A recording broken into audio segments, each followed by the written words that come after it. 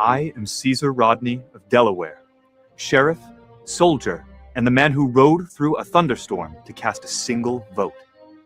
John Adams called me the oddest-looking man in the world, but he said there is sense and fire, spirit, wit, and humor in his countenance.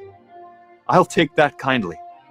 On July 1st, 1776, Delaware was split. One for independence, one against. I was 80 miles away and ill, but needed. So I rode through the night, and on the morning of July 2nd, still wearing my riding spurs, I broke the tie. That day, Delaware joined the cause. This nation was not built by perfect men, but by committed ones. Be the kind of person who rides through the storm.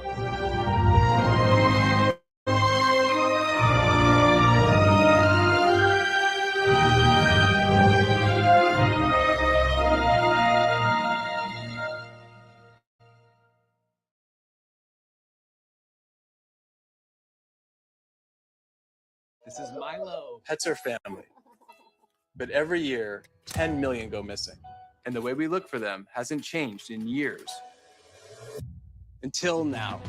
One post of a dog's photo in the Ring app starts outdoor cameras looking for a match. Search Party from Ring uses AI to help families find lost dogs. Since launch, more than a dog a day has been reunited with their family. Be a hero in your neighborhood with Search Party. Available to everyone for free right now. Join the neighborhood at ring.com.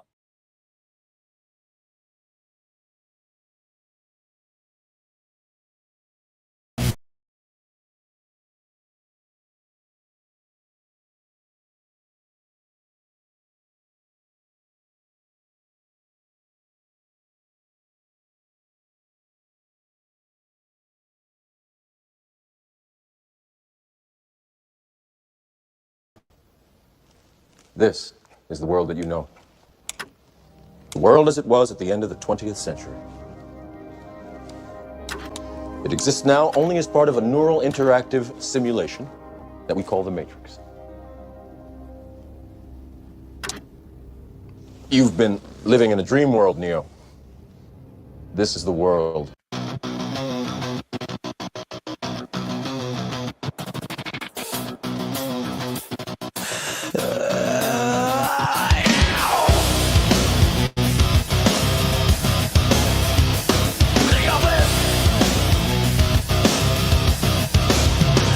Cameras on, we're going live tonight. American pride and patriot fight. The white rabbit has taken flight. Knock, knock, sleepy Neo, this is for real. We're swallowing red pills left and right. Come and overdose with us Tuesday night. They say we're crazy, say we've gone too far, but we're just truth seekers under the dome. Don't be mad at us, Google Chrome. They laugh, they mock, they think we're insane. Just use your effing brain. This is the UPC where real Americans are standing up, taking control of the matrix we keep dying for. You don't like it, you can leave. If you wanna complain, call the damn 6 screens, cause we're already detached from deep state machines. They say we're crazy, they say I've gone too far, ready to drown us with feathers and tar. If you're still in our country, we haven't gone far enough. They love to hate us, thinking we've gone insane, but we could care less, they don't know our pain. This is the UPC where real Americans are standing up, taking control of the matrix we keep dying for. You don't like it, you can leave. If you wanna complain, call the damn 6 screens, cause we're already detached from deep state machines. Yeah. This is who we are, we bleed red, white, and blue. We're never gonna stop Trinity. This ain't no place for sensitivity, not even worried about our credibility. When it's all in flames, don't call me to light the flare. Don't call me to light the flare. Because no one is coming to save us, Jesus Christ. Christ is king. Oops, I'm anti-Semitic too. This is the UPC where real Americans are standing up, taking control of the matrix we keep dying for. If you don't like it, you can leave. If you wanna complain, call the damn 6 screens, cause we're from deep state machines.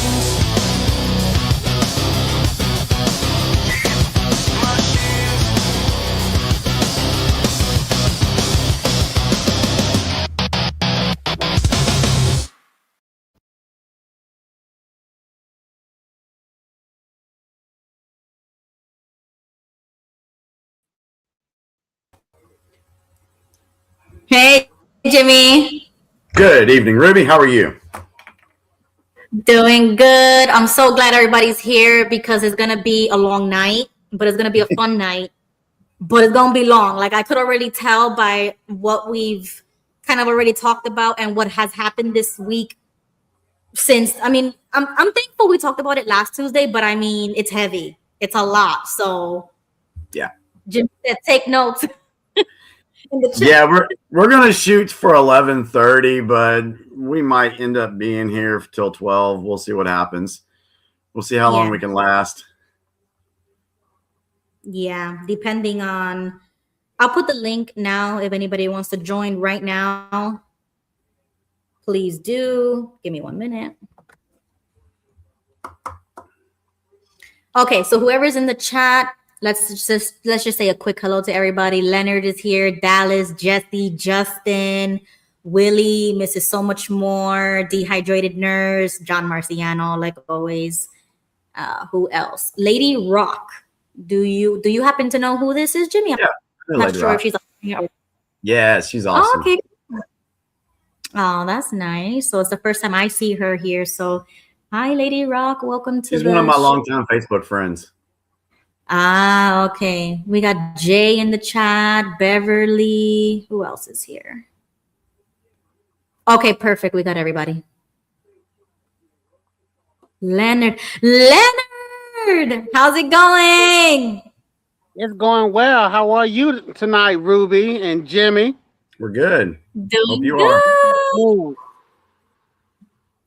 So, okay. So we have to do a quick,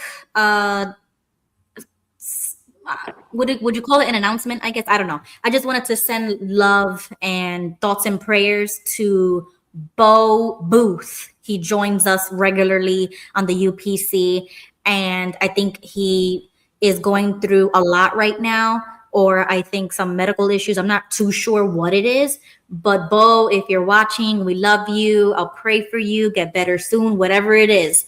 Can't wait to see you when you come back. So keep him in your thoughts and prayers for Bo Booth. All right, guys? Yeah, absolutely. I talked to him earlier today, and he said he had some type of accident. He didn't elaborate, but he was in the emergency room and he was heavily sedated on some drugs.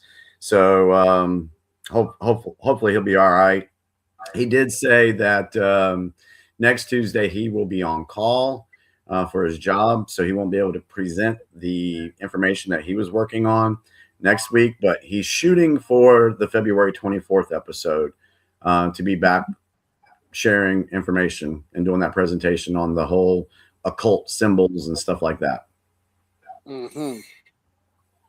Yeah, that's great. So, Bo, take all the time you need, brother, because I can't wait for you to come back and share whatever you need to share. Also, I just remembered, so if anybody else follows Quinn Wright on YouTube, we're going to talk about this later in the show, but he did a really great video about the Epstein stuff and more connections. This is bigger and deeper than what I probably thought, honestly. Is it 3 million or is it like 6 million files have already been dropped? 3 million so far, three more million to go. Eesh. So we're going to be talking about this for a few weeks. Like, yeah, it gets me sick. So we're going to be talking about Epstein for a while now, but I don't want to focus on the negative. You know what I'm saying? So I told Jimmy, like, I want to talk about more of like, what do we do now? You know, like Yeah. how can we help people that are waking up that never knew this kind of stuff? How can we help ourselves and other people when they're looking at this stuff? So I want to talk about that. Did you guys catch the commercial that I played in the intro? Yeah. Okay, so if anybody has thoughts about that, I want to talk about that, definitely. So that was I guess like a Super Bowl commercial. Yeah. Oh, please let me know if you saw did you guys see it? Let's just start from the beginning. Did you guys watch the Super Bowl or the halftime show? Anybody? Let me know in the chat or panel. Did you see it? You didn't I watch it? forgot about it, really. What's that? I forgot about it, really. I was gonna watch it, but with everything, it just slipped my mind, so I didn't watch it. Cool. Hey, Ruby, before we go into the Super Bowl stuff, you want me to make my little correction real quick? That's right. I'm sorry. I totally forgot. So Jimmy has an announcement, and then I'll follow up with you, Jimmy. Go ahead. So before I do that, I want to just let you guys know, give you a recap of what we're going to do tonight. Ruby is going to discuss some Super Bowl stuff. We got some clips to play on that. Not very many. Then we're going to go into the whole Savannah Guthrie drama going on. We do have some clips for that. Ruby will be taking the lead on that as well. Then the second part of the show is where I'm going to go into talking more or less about the Epstein files, but in a different way than what the media is portraying and what you're hearing on social media. Well, thank you, Kat. Kathy! Appreciate that. If you watched, if you're following me on YouTube, I did put out a video earlier today called The First Breach. And we're going to play that video tonight and we're going to discuss that. And then when I got home from work, I worked on part 2 because I told everybody with the first video that there was going to be a part 2. We have that. I have that. We can talk about that as well. So that's why I put in the chat. You might want to take notes tonight because there's going to be, you might want to get your book out, Leonard, and take some notes tonight. And okay, sorry. and when we are playing the videos or when I'm giving my, I guess you could say monologue presentation or whatever, we're just gonna put everybody on mute so we don't get any background noise on that. So that's kind of the outline for tonight. Of course, you guys keep the chat on fire. We always enjoy that very much. All right, so let me make a correction from last week. Y'all know that I've always said that if I mess up on something, I have no problem in the world owning my mistake. So last week, before we went on the air, I was scrolling through X and I noticed a post that mentioned the number of times certain people were mentioned in the Epstein files. I saw 4,000 for Obama, 5,000 for somebody else. Then I saw 3,800 for Trump. That's what I saw. Okay. I didn't vet it. I didn't check it, which I probably should have. And that's my fault for not doing so. Y'all do know, and I have proven that I will try to fact check myself live on this show when we talk about things. Now that I have a computer in front of me and I can do that.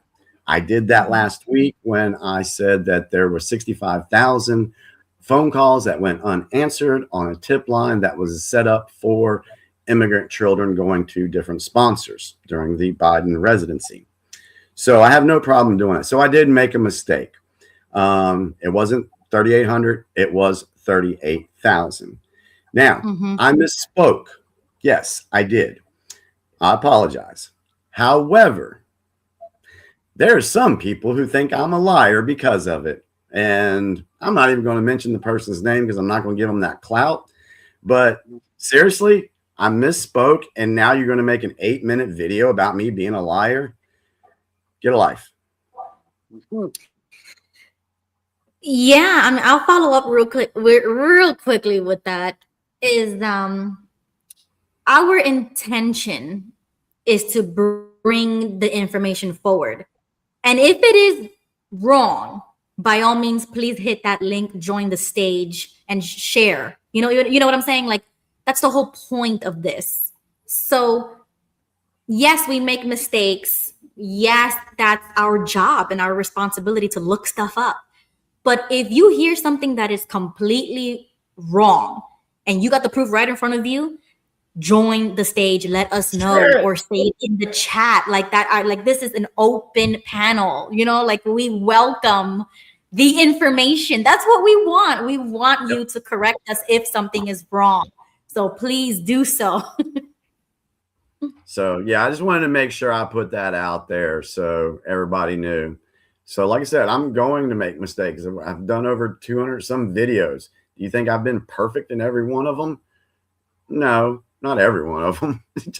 But anyway, so yeah, whatever. For those that know me, know that I don't intentionally lie to folks. So yeah, we're going to have trolls. It's going to happen. Yeah. And we got one. So to that person, again, thank you for being a fan and thank you for supporting our show. Wrong. Yes. Jesus Gonzealot. All right, that's all I had to say about that. So back to you, Ruby. Okay, thank you. Jesse just joined us, and I'll also follow up with a correction of my own because a couple Tuesdays ago, I guess I'll just say I was very harsh about the ICE incidents, and I'll say this. Maybe I should have not said that she deserved it, right? That they deserved what they got, because I forgot a really important X factor is the indoctrination. I forgot about that. So it's like some people take politics to a whole nother level and they are indoctrinated to believe that what they're doing is right. And I forgot about that. You know what I'm saying? Like I could get really passionate and really into it and be like, that's what you get for being dumb, and that's insensitive. And I know that it is, but I will follow up and say they are indoctrinated. But here we are. We're going to talk about a lot of stuff that people are waking up to. And hopefully we can just learn from that all we want is the truth. That's what we're here for. All we want is that's my mission. At least that's my goal. That's my goal. Yeah. That's my mission. I am here to try to find out the truth. And we don't necessarily deserve certain things to happen to us, like what this whole situation in the ice and just everything. You know what I'm saying? It is designed to get us upset and impatient and angry. You know what I'm saying? That's what it's designed to do. And sometimes we fall into that trap. And I fell into it. I definitely fell into that and got angry and was losing my head over it. When in reality is a lot of indoctrination and mind control going around. And I totally forgot about that. So, all right. What we're gonna talk about later, Ruby, to that point is on part 2 of my presentation. Section 1 is the distraction layer. 8 traps you will encounter. So just a little tidbit on a little teaser on what we're going to talk about later. Okay, Jesse, before we go to the chat, because I'm thankful people are answering about the halftime show. Let me know in the chat right now because I'm going to bring everybody's comments up and we're going to discuss it for at least 10 minutes because I have a lot of opinions about this halftime show. So go ahead, Jesse. Go ahead. What you got? Well, just first of all, just what Jimmy told me about my name. My name is Jesus Gonzalez. And so me and Gilbert, we get called on your last show. If you notice all the attacks, so we get a lot of hate. And they call us zealots, regressives in the Jehovah's Witness community. Extra. Yeah. So, but we take everything they call us and we have fun with it. We take the negative energy and we build a bonfire. Like my name is Gonzalez. So they call us zealots. So we say we Gonzealot. And so that's how we have fun. To play on words. So if they're going to call us names, we might as well use it. Sticks and stones will break our bones. But listen, on a serious note, on the game, can I just tell you my 10 cents? And then I want to thank you for letting me on. But I just want to say this. I've been telling everybody that if you love sports, we had one of the greatest World Series this year since 1975.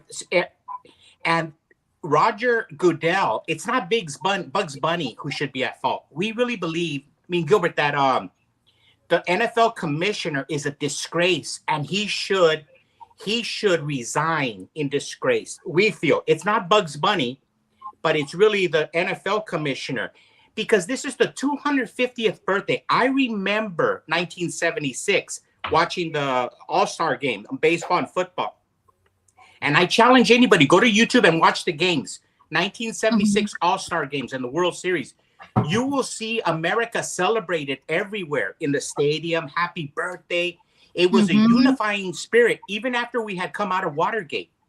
But everybody was trying to unify the country on the bicentennial.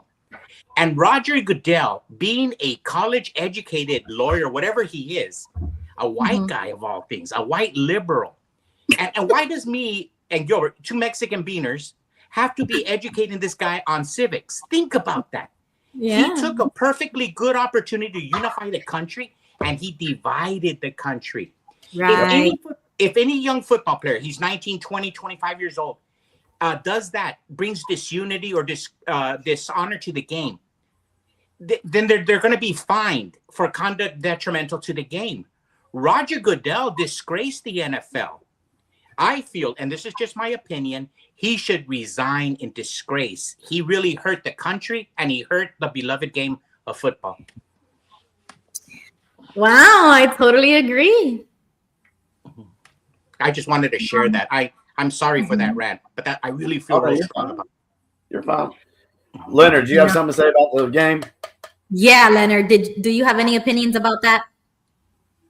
Well, really, I'm not too much of a. I really don't too much watch games, really, unless it's really a favorite team of mine. But besides that, it's just I go for whoever wins. Basically, that's just my seeing it and everything. But hey, Zeus, I have a question. Do you remember Wilt Chamberlain?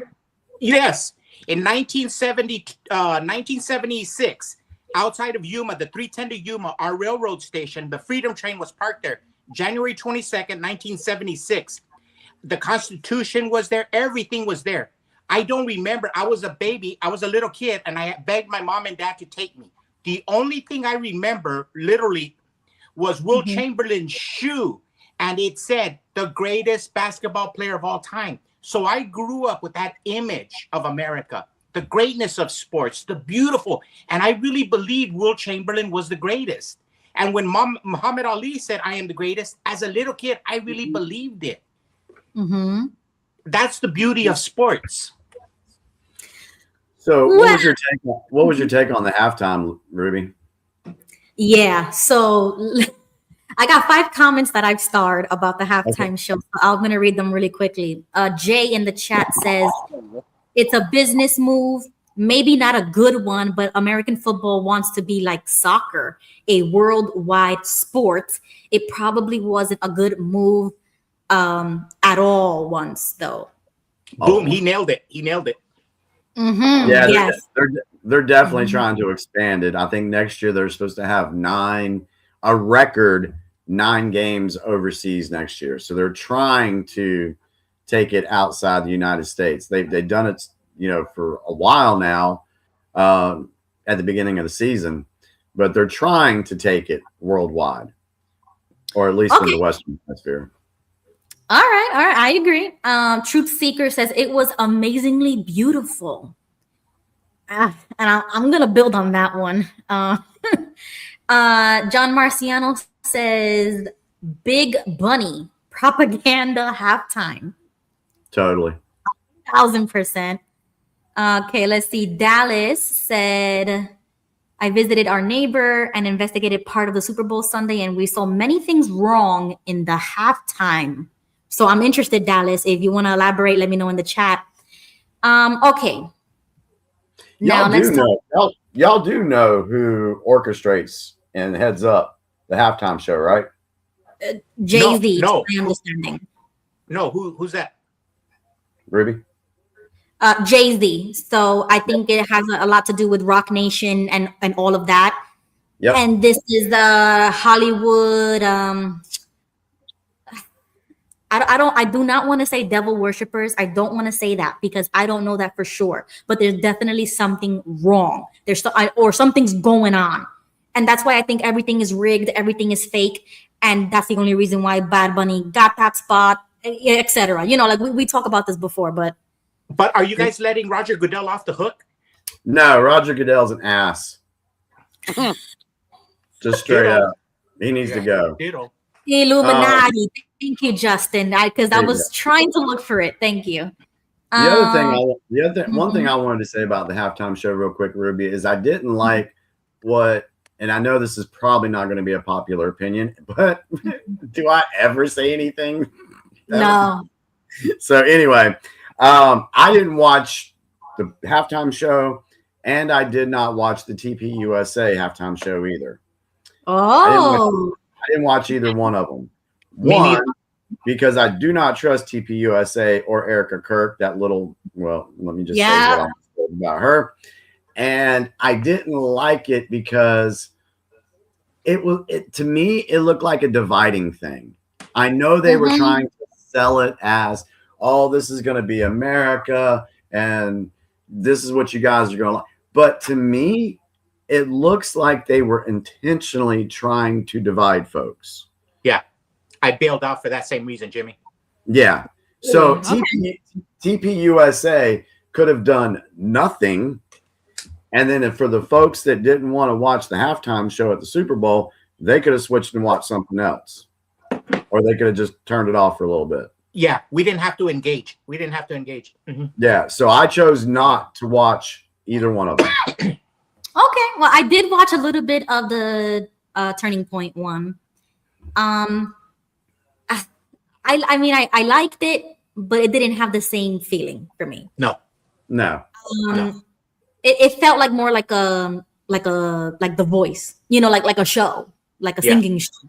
And the halftime show, okay, I did not watch it, but I saw clips. And you guys already know how I feel about Bad Bunny. I'm thankful we've talked about this before. I hate the guy. I hate him as an artist. I do not like him. I dislike him very much. And I knew it from day one. And if you listen or understand Spanish or translate the lyrics of any of his music, it's all degenerate. It's all about basically gay stuff. I mean, at first it was fine. It was like regular reggaeton, regular, stuff. But then after he started dressing up like a woman and painting his nails and kissing guys on stage, that's when I was like, I knew something was wrong. And I wiped my hands and I'm done with it, right? This is the man that they choose to be on the biggest stage in America. And that's what tells me everything I need to know. It's a giant red flag that they are promoting this stuff. And who is watching this stuff? It is the young people. And how many times have we talked about the degrading of society to normalize these things? And if you see clips of even the dancers, the way they were dancing, very inappropriate. I mean, it was just, it was bad. I'm sorry. It was bad. I didn't like it. I don't like it at all. And I would never, ever, ever promote an artist like Bad Bunny.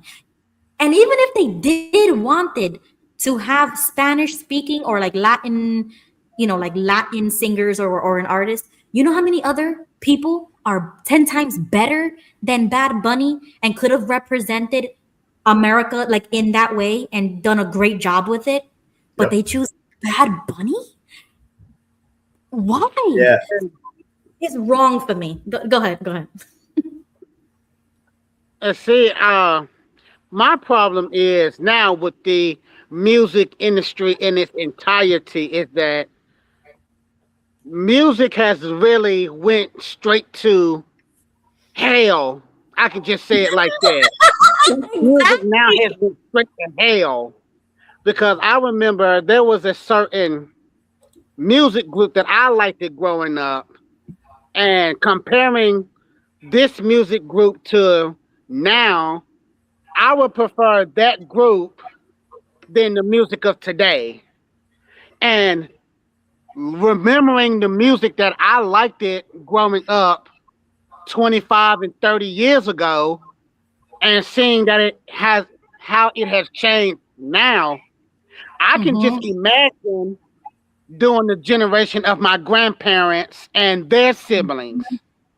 You know, just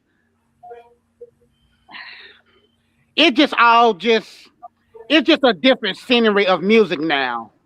And I'd rather not listen to it, today's music, because it's more like it's depressing. It has no feeling, no emotion, no meaning, no anything.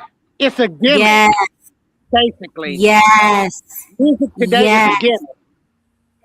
I agree 1000%. Gail, welcome to the stage. Go ahead, Gail.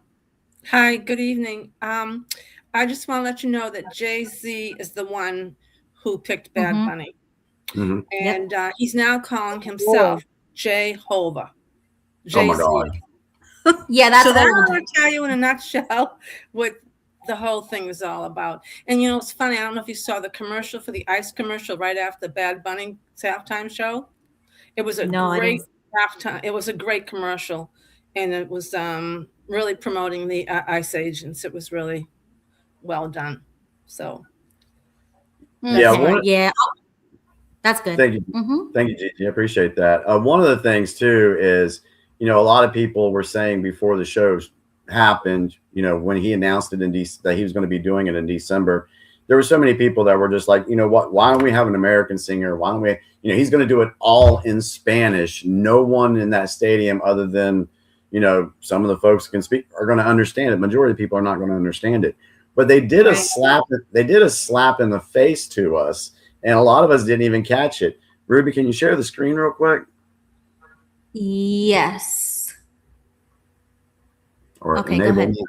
Enable my sharing. No, yeah, we see it. Just click on whatever you want to play. Okay, and then it'll... All right, here's this. Where's my volume at? Hang on. Where's the volume at? There it is. Y'all won't feel like you didn't understand. Before she went on stage, I'm going to tell y'all the real reason why Lady Gaga was there so that y'all won't feel like you didn't understand. Before she went on stage, he said, Dime, esto es lo que tú querías, which means, tell me, is this what you wanted? And then it cut to a white woman singing in English. It's self-explanatory. Oh, well. So, yeah, that was kind of a slap in the face. Oh, this is what y'all want? And let's Lady Gaga sing for 1 minute and 15 seconds.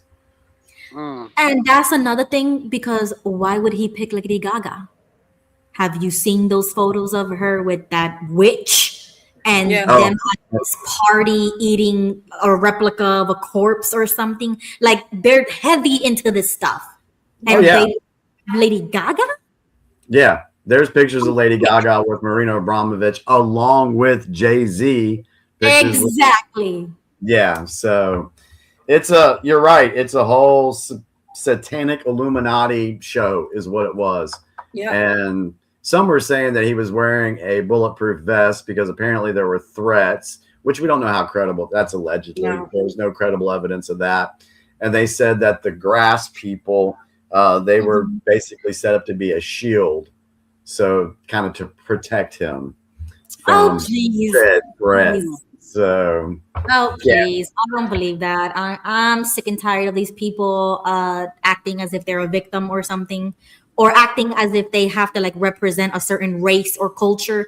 Why are we still doing that? It's 2026. How many, and we've said this before. I'm thankful that I've said this before, is that you come over here, you assimilate, you are American.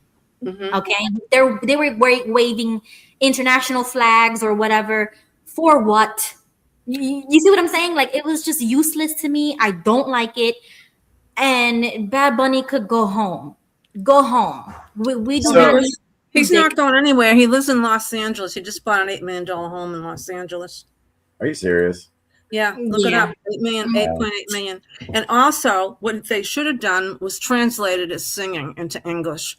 They should have had a caption about They would have had to bleep it out if they They wouldn't have been able to air it on They wouldn't have been able to air it on TV. It was despicable. I saw it. It was despicable, his words. I went downstairs to leave. I was going to the store, and there's a community room I have to go through. There were these. I almost started a riot because I left. Went to a Super Bowl party. I got up and walked out because the game was boring. It sucked anyway, and these people there were laughing. They were drunk. They were laughing. I couldn't. So I left. I went up and I watched the Kid Rock. I didn't care too much for that either, but I did watch clips of Bad Bunny. Do you know he was booed when he first came on, but they didn't let you know that. And Lady Gaga got on her knees up to his crotch. They didn't show you that either, which was they had two guys gyrating each other up against a truck. That's what I'm talking about. It's degenerate. And they want that at the biggest stage where millions of Americans and children once again. The people in the stands, they showed they showed everybody in the stands. No one could see what was going on. I don't know why he had that grass, those palm trees around him. But someone told me he was doing that because of what happened in Puerto Rico. I goes, what are you talking about? What happened in Puerto Rico? Because she was from one of the women had an aide and she was from Puerto Rico. She said 187 million viewers watched. I says, no, incorrect, 137. She goes, no, 100. I says, whatever, I'm not arguing with you. Whatever. I said maybe 187 tuned in just to see what was gonna happen. But y'all wanna go back to a time when an actual halftime show was actually good. How many years ago? Let me share my screen real quick, just for a second. Okay, go ahead, play it. Yup, I knew it. How did I know you was gonna get Michael Jackson? I knew it. Oh, they said that today. I thought that was. Let's just watch this for a minute and remember what it was like to have a real halftime show.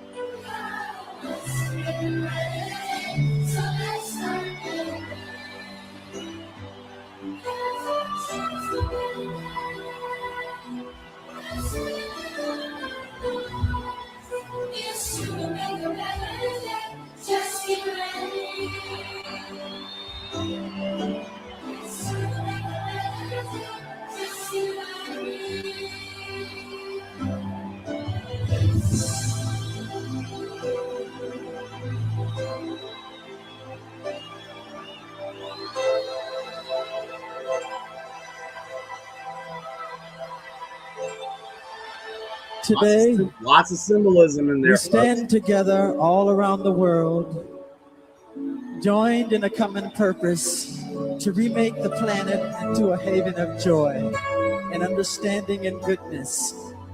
No one should have to suffer, especially our children. This time, we must succeed. This is for the children of the world. All right. I want to add to that, Jimmy. Now, I don't know if you and Gail are old enough to remember this. Not calling you both old or anything. I'm 75. I'm 75. I think it was 1982 or 83. It was the Super Bowl, and Marvin Gaye, he sung the national anthem at the Super Bowl. And I know that this was before, the whole musical portion of it. But he done the Super Bowl somewhere in 1982 or 83. Then Whitney Houston, she sung the national anthem in 91. Yes. I think she done it in 91. If I'm not mistaken. Yeah. Okay. So, quickly. I'm sorry. Before I forget, I starred JG commented and he said, I didn't watch the Super Bowl, but I'd like to offer an opinion on language. I attend operas, and never once do I complain about singing in Italian and other languages. Let's embrace universality. I used to did not like opera music for some reason. I can understand what JG is saying there. Mhm. And I don't have a problem with that, because when I lived in Japan, I would listen to Japanese singers and they would sing so beautifully. I didn't know what they were singing. Mhm. I've listened to other, French music. I've listened to that before. But the thing is we know the lyrics of what Bad Bunny was saying. It's not about it being in a completely different language, by no means, in my opinion. It's about we know what the lyrics are. So that's a big difference. We the opera singer is not singing about gays and sex and men girlfriends and taking selfies and crap like that. Not that there's anything wrong with that for an adult if that's what they choose, but know your audience. Exactly. And another point is about the, like what you just said, Jimmy, about the choice. They bought the ticket because they wanted to see that language, that type of music. This is the Super Bowl. Millions of families at home are watching this, and they don't understand what's going on, and they're ignorant to it. And what if your kids are in the living room and they see those two men, or even the women, twerking the way it's just all around us. It's wrong. That's the point. It's wrong. And they put it front and center. It's not like they bought the ticket and they allowed their kid to see Bad Bunny. No, they forced it on you. Yeah. That's the point. Yeah. And that's what I get upset about. This is why I don't own a TV. My kids do not watch that TV. I will not allow that. I control every influence in my home. That's how important it is to protect their minds, what they see, what they hear. Like, come on, it's very simple.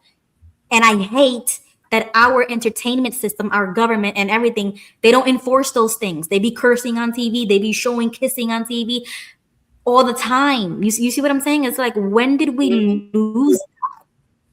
I don't understand that. We know that the sports machine is part of the deep state propaganda. We've seen it. The NFL, especially ever since my wife used to love the Denver Broncos, but she quit watching as soon as they started kneeling for the flag. A lot of people quit watching when they started kneeling for the flag. So then you had, different companies, Budweiser, sucking up to Dylan Mulvaney, and then the backlash they received from that. And then this year they come and put out their commercial, which everybody's like, oh, Budweiser. Okay, yeah, it was a great commercial, but have they seen the error of their ways? Are they just trying to get back the profit and revenue they lost for all those years when they were supporting Dylan Mulvaney? I don't see it as being a genuine effort. I see it more about money and trying to get profits back in their pocket. And they know that their core audience is the American people that drink beer. So, and you know what? Go ahead, Leonard. Go ahead. You took some of the words right out of my head, Jimmy, because the reasoning in general, this entertainment business is like it is now. It's all because of the money. It's all about getting profit into their money, into their pocket, and just making it just all about themselves. Because it used to be a time where if something like that was portrayed on television, it was blocked out. You couldn't see things like that. Everything was synthesized. Because I remember growing up, my mom didn't allow me to watch certain cartoons because it was promoting pedophilia and sex traffic and sex offenders, you know, and I would never go above my parent, of course. And I'm grateful for that now because look at what it is now.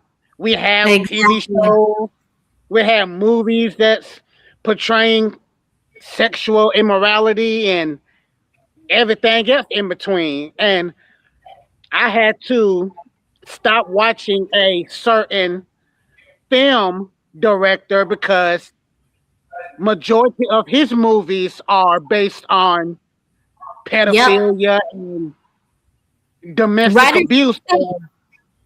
Yeah, they don't even hide it anymore. Oh, and the last point that I'll make about this Bad Bunny situation is that they're gonna disguise it as Puerto Rican culture or pride or like this is just Hispanic culture. And no, it's not. I mean, Puerto Ricans and Spanish people in general are majority conservative. We don't do that. We don't accept that. And like my grandmother would have been appalled. You know what I'm saying? Like, and I'm Puerto Rican, and that's how we grew up. Those things are not acceptable. And you have a artist like Bad Bunny that they turn the knob to make him more famous, because I do believe that that's rigged. They make him more famous on top of everybody else because they want the young people, especially Hispanics, to normalize this degeneracy. Correct. And we don't accept that as Spanish people. No, it is acceptable. No. I don't accept it either. Yeah, the good thing, one of the comments, Cat B945, she said, oh, where'd it go? And I lost it. I had it here. Yeah, this woke is dying, thank goodness, but they are still trying. And I agree with Cat B. The woke agenda, so many people are sick of it. We're tired of it. We're done with it. And so, but yeah, the deep state, they're going to still try to push it just like they did with the Super Bowl. So yeah, so that's just wanted to share that. And just really quickly, the turning point, I appreciate the intention. Like I appreciate that, like the meaning behind it. Yeah, because that was a more family friendly, show. It would have been more appropriate than what was displayed. So I appreciate it, but I agree with Jimmy. I don't trust them at all. I don't follow them. I don't participate in none of that because of what's going on with the whole Erica Kirk stuff. And I don't even want to get into that because I have no clue about that. No, we're not going to go on there, Erica Kirk. That is a whole nother rabbit hole that you guys have to go on your own. Good luck. Because that's a whole thing in itself. But I appreciate that because that's what represents America. Faith, Bible, country, that's Americana. Not what you saw with Bad Bunny. And I'm ashamed that Hispanic people are taking pride over that. Because I'm Puerto Rican and that's disgusting. And he's Puerto Rican. And they think, oh, we're all Spanish. We're supposed to be so happy that he was the first Hispanic. No, I'm not happy. It's disgusting. Please. So that's it, guys. We're gonna move on to the next subject. Can I just add one more point? I think this is a backlash now against Robert Goodell. I talked to a lot of people, and a lot of my friends, they're not going to watch the Super Bowl anymore. They're done with the Super Bowl. So I think that's going to have a backlash because it really was. It was a slap in America's face, really. When you look at it, that's what it really was. It was a slap in America's face that they allowed that for the halftime show. There's a lot of other wonderful musicians that are American that could have come on, and we wouldn't act like that if we went to another country. And are you going to talk about the Olympics? No, we're not talking about the Olympics tonight. Not tonight. Next week. Next week. Maybe. Yeah. So I didn't even look at the three disrespectful Olympians that were badmouthing America that won. Yep. Uh-oh. Yeah. You go check my timeline, Ruby, on my there's I'm gonna have to. Okay. Thank you for mentioning that, Gail. We're gonna get more hot takes. Next week. We'll talk about that next week. We got a lot to cover tonight. Go ahead, Jimmy. Oh, I was going to throw it back to you to start talking about this whole Savannah Guthrie thing. Okay, well, I'll just put it as a theory. I don't wanna go back into. I don't want to dig myself into another hole. But I think it's I think it's fake. I'm sorry, guys. Let me know in the chat if you have, went over the case details. What do you think about the whole kidnapping? I'm not saying that I don't care about this woman's mother or that she was or wasn't really kidnapped. I don't even want to play in that arena right now. Before we even talk about, oh, sorry, Ruby. Sorry. No, go ahead. I was done. Go ahead. I was going to say, before we even talk about anything with this Guthrie lady, because there's a few things I do have on this. Let's look and see what we see with our own eyes right now. Mm-hmm. Okay. Let's notice the pattern. And I'm going to talk about that here in a little bit about patterns and everything. In the chat, have you seen any other news stories, if you're watching mainstream media, that have talked about anything else other than Savannah Guthrie and her mother? Yes. Anything? I've seen stuff being talked about. Okay. So, but the majority of the coverage right now. The regular news is talking about it. Yeah. Yeah. The majority of the coverage right now, going all the way back to Wednesday of last week, it's every freaking story, every program has this story. So what have we learned since we've been doing the UPC? That if the media starts blowing up a story and they just stay on it, then that's when you know it is a distraction or a psyop, or they are trying to MK Ultra your brains into thinking of this is the only thing going on in the world right now. I mean, did they throw a fit about 300,000 children going missing under the Biden residency?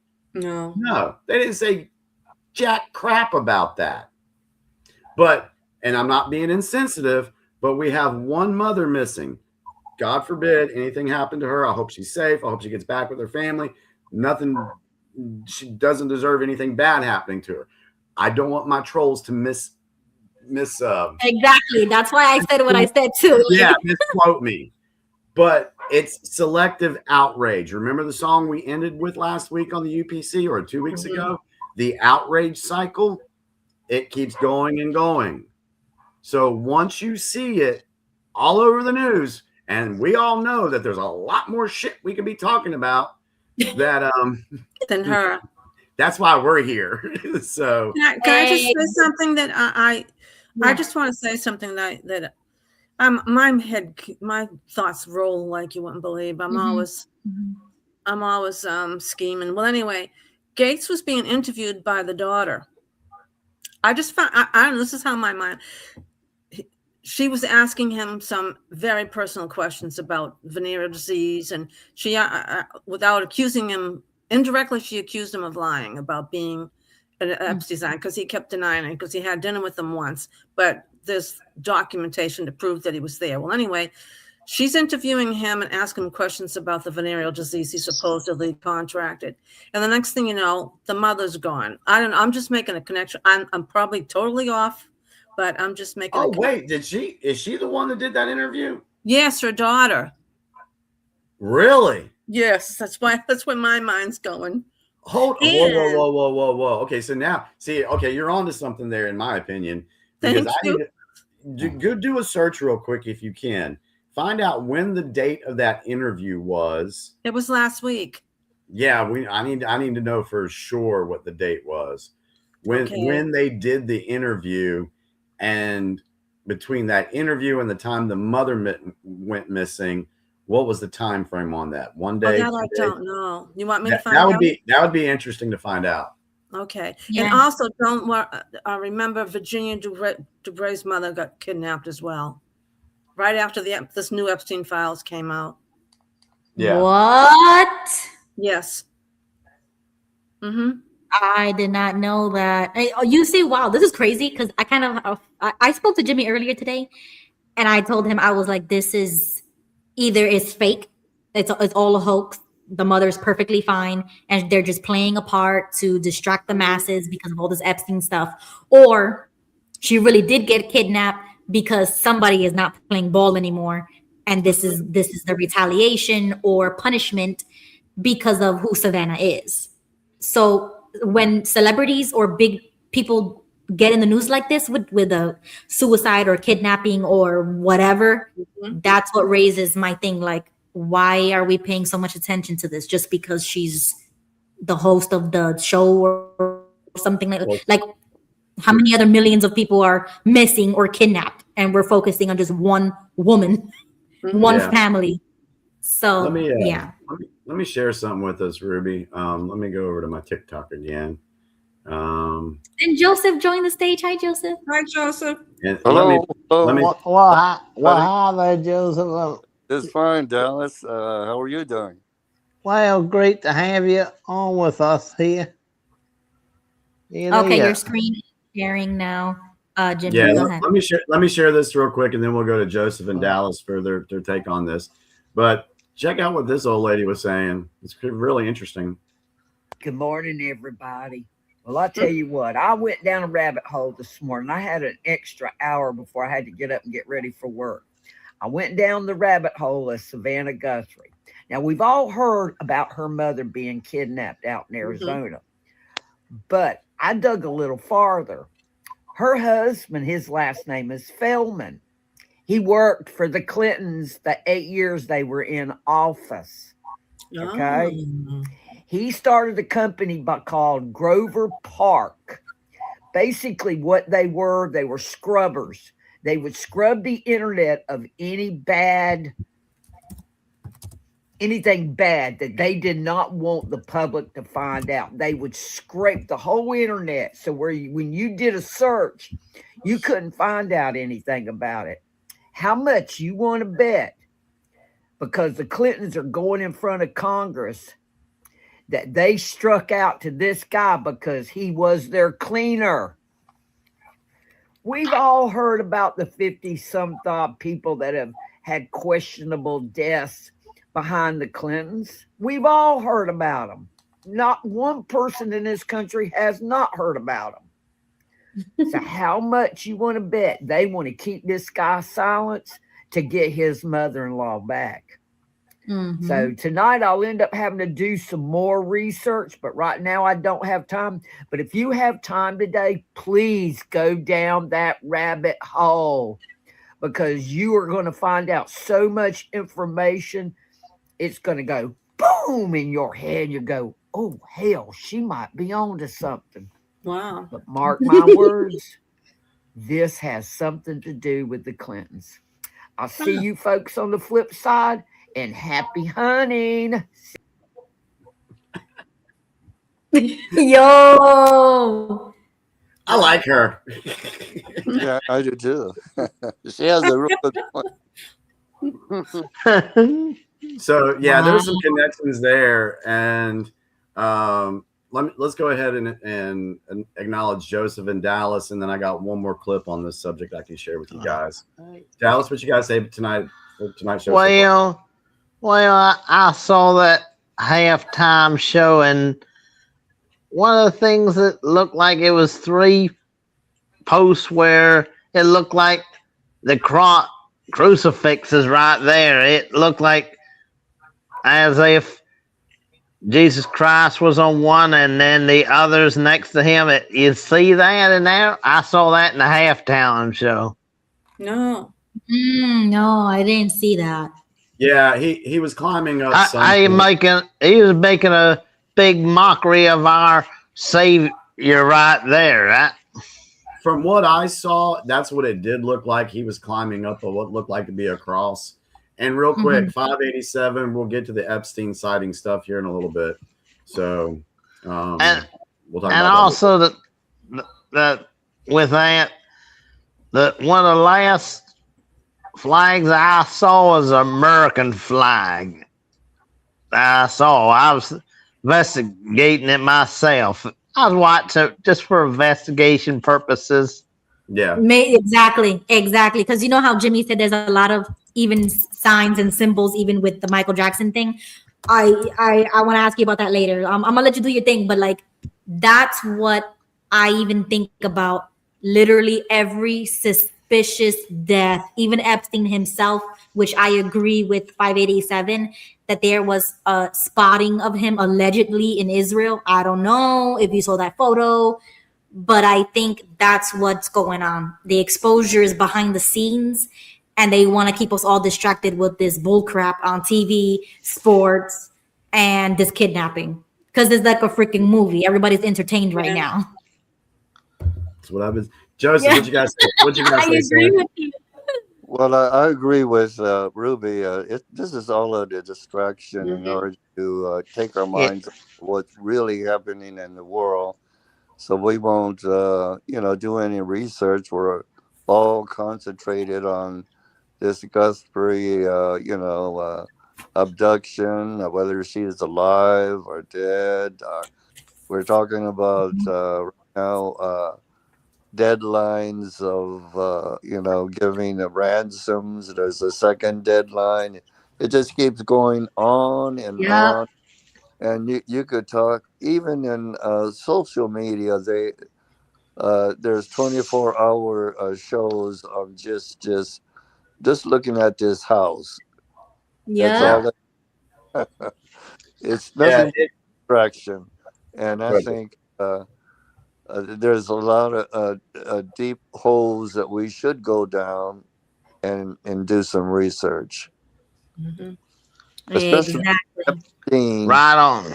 The Epstein files that have a lot of suggestions that he's involved with satanic rituals.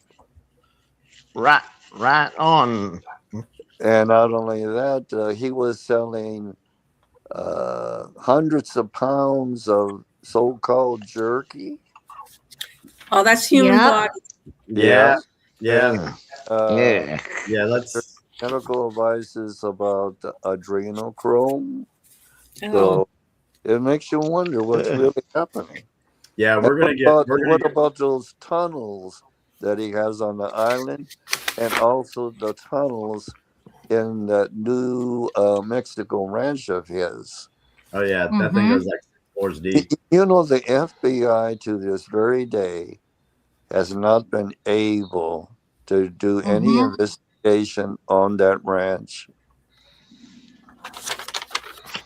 Exactly. I think that's deplorable. Absolutely. Yeah, we're going to talk more about that. Let's stay with the Guthrie thing here for a second. I want to piggyback on what Joseph said about going down the rabbit holes, going down the different rabbit holes and checking it. We saw the old lady go down the rabbit hole about, the Clintons and the involvement of Feldman with the Clintons. And I did the fact check on that. Yes, he did work for the Clintons. But y'all know me. I have told y'all about the letter 7 or the number 17 for quite some time, ever since we started. So let me share something with you guys, just for informational purposes only. Let's look right here. Let me see if my screen's up. Can't see it yet. Okay. All right. So right here, we have a Q post showing the mainstream media and different names there. You can recognize some of them. Rachel Maddow, Joe Scarborough. Then you have, Savannah Guthrie. She's mentioned in the Q files. So that was one thing there. Then we have this. It just says these reporters and networks have been named in the WikiLeaks to have colluded with the DNC or the Hillary campaign during the 2016 election cycle. So you have Miss Savannah Guthrie as being one of those individuals that colluded with the DNC and the Hillary campaign. And her husband works for Bill and Hillary. Okay. That's a very interesting connection, I would say. Yep. Then, if you guys remember this interview where she interviewed Trump. This was one of the nastiest interviews I think I ever saw from somebody. Let me play this for you guys to refresh your memory. Democrats are a satanic pedophile ring, and that you are the savior of that. Now, can you just once and for all state that that is completely not true, and that disavow QAnon in its entirety? I know nothing about QAnon. I just told you. I know very little. You told me, but what you tell me doesn't necessarily make it fact. I hate to say that. I know nothing about it.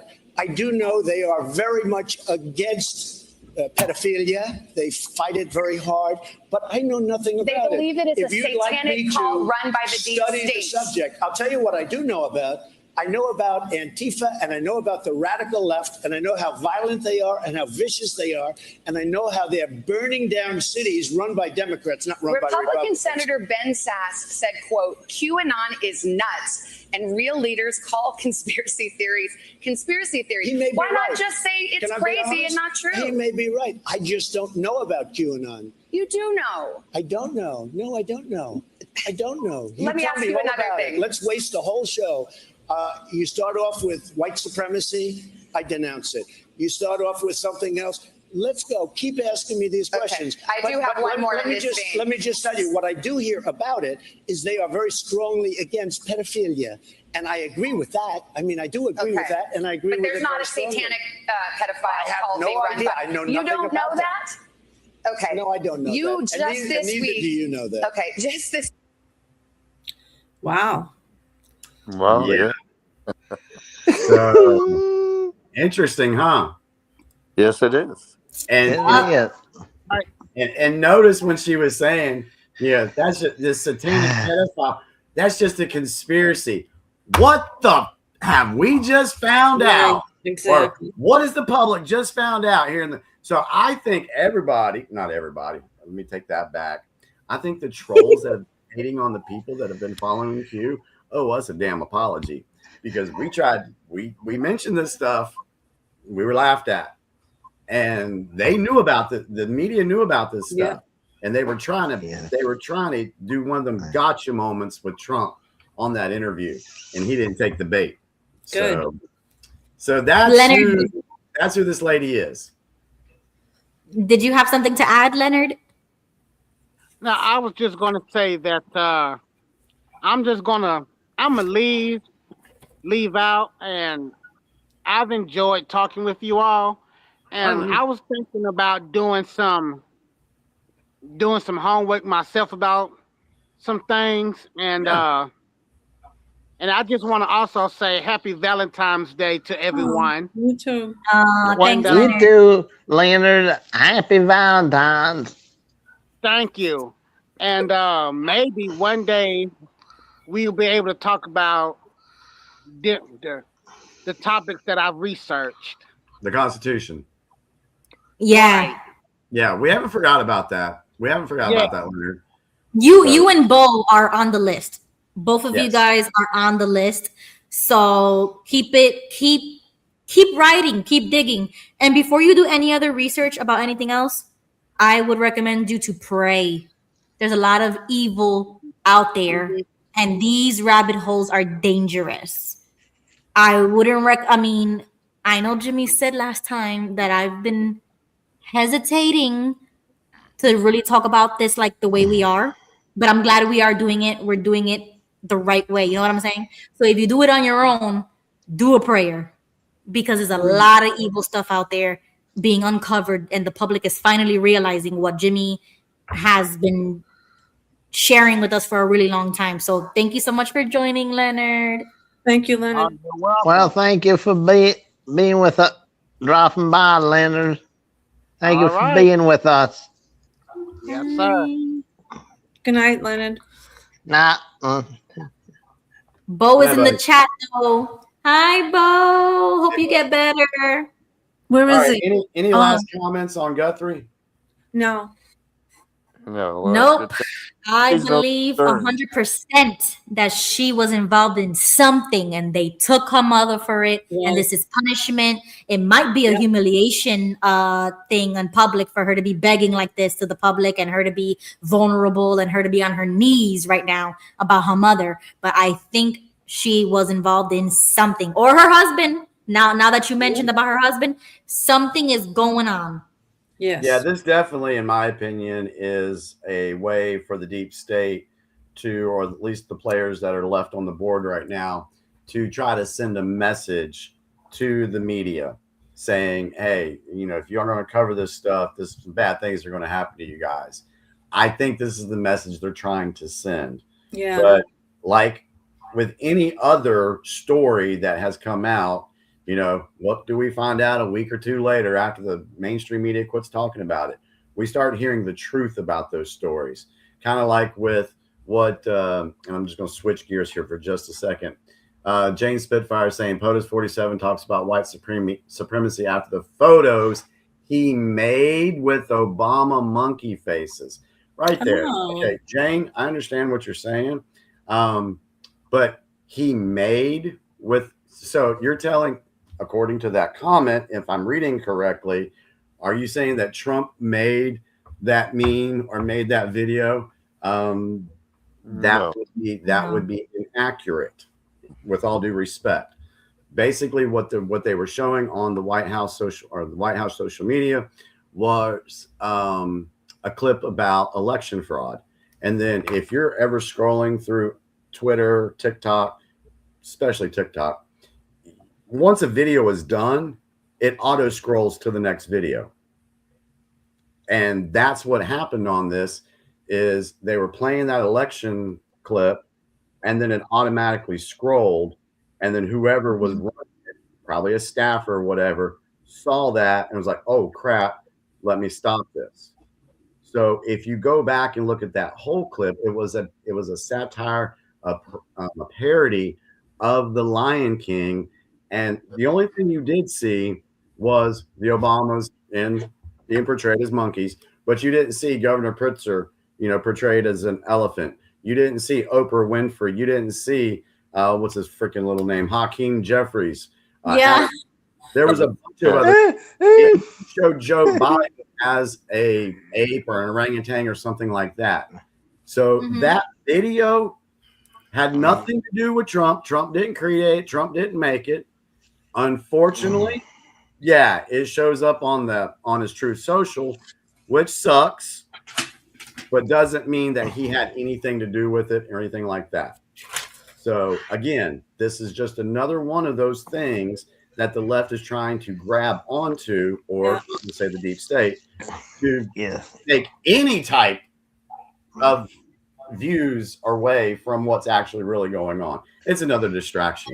Exactly. And if they have a problem with that, hold on, sorry, Ruby. If they're going to have a problem with that, what about Obama when he said, when he's talking to a black crowd during one of his little campaign stops, hey, they're going to put you all back in chains.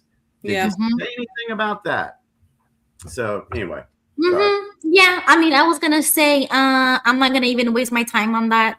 It's irrelevant, and honestly, who cares? I mean, that's what the internet has always done. First of all, like, don't act surprised that something like this has been made. I don't think Trump made that. He's too busy being the president. Hopefully, you know what I'm saying? Like, Trump has better things to do. But honestly, who cares? This is just to rage bait. This is just to get people to get angry for no reason once again. So please miss me with that. I don't care. Have you ever looked at old political cartoons from like the 1800s? Yeah. Exactly. Oh my God. Right? Yeah, those cartoons would not fly in today's society. Oh my goodness. That's freedom of speech for you, I guess. I don't know. Yeah, We talked about this before. It's like, stop acting surprised, stop acting angry. Who cares? Nobody cares. Next, let's go back to the real stuff. Yeah. So, all right, are we ready to go to the meat of the episode tonight? Yeah, and I do have a clip that I want to share with you, and you've probably seen this, Jimmy, since you're on X, because this is how we should all be right now. Okay, we should all be unplugging from the matrix. If you guys have seen our UPC intro, yeah, and you see, this guy is my spirit. This is my spirit. Like, I would never do this in public, but this is what I really want to do. This is what we should be doing. Because the ethnic files have been released. All of y'all are acting fucking normal. Ethnic files have been released. And all of y'all are acting normal. All of y'all are acting normal. They can laugh, but y'all can Google it. They can laugh, but y'all can Google it. The ethnic files have been released, and all of y'all are acting normal. All of y'all are acting normal. All of y'all are acting normal. Okay, guys. Did you get the juice of it? Did you get the? Yeah. Did you feel that in your soul? Okay, that's how I feel. And when I talk to Jimmy, this is how I feel. Like me and Jimmy, I'll speak for you. Sorry, this is how I feel. Like you and I are on the inside. On the inside, this is something that I would love to do, but I would never do that. That's why I do it here. Well, but this is how I feel about people in the matrix. Go ahead, Joseph. Don't do that out in public because the white coats are going to come and pick you up. Exactly. Exactly. But this is how I feel. We should not be acting as if everything is okay. Like, right? Like, I agree. Well, there's a scripture that says you must be innocent as doves, you know. Yeah. But, cautious as a serpent. Mm-hmm. So there's a lot of truth in that. Yeah. Okay, Jimmy. So this is the right platform for you to express your views. Right. This is the platform for you to unleash whatever you want. Right. Not in an airport. I get that. But when it comes to like how Jimmy says the children will unite us, that's kind of like how I feel. Is that once you understand what these code words mean and you go down those rabbit holes, everybody gonna be like that guy. And now I know what Jimmy was talking about when he said they can't release everything. Like it'll be chaos, and it would, because we don't talk about that. Yeah, we would decode it, and we would be like that guy. But I love it. I love it. Okay, go ahead, Jimmy. He's like he's been unplugged, and he sees the Matrix world, and he wants to wake everybody up. Yeah, that's exactly what he wants to do. Ruby, do you have our clip for our intermission that we play? You have that? No. Hold on. Yeah. Yes. I do. I do. Play it. Oh my gosh. Okay. Just give me a second, guys. Mm-hmm. Okay, ready.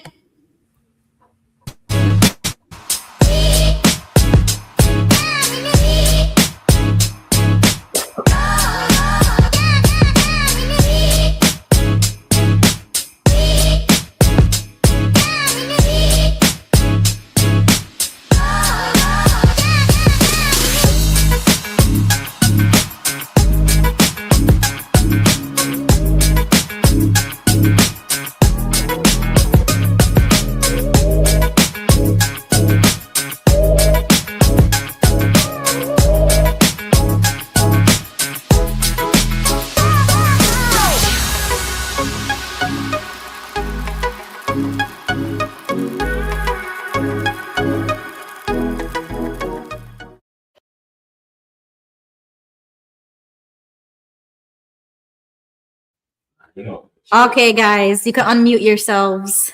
We're back. Welcome back. Can I introduce? Oh, Jimmy, you're muted. Hold on. I'm sorry. Got you. Go ahead, Jimmy. Go ahead, Gigi. Can I introduce the first whistleblower against Epstein Sure. Yeah, go ahead. Yeah. and what happened to her? Her name is Karen Mulder. Have you heard of her? I have not. She was a gorgeous supermodel. They actually made 3 Barbie dolls in honor of her.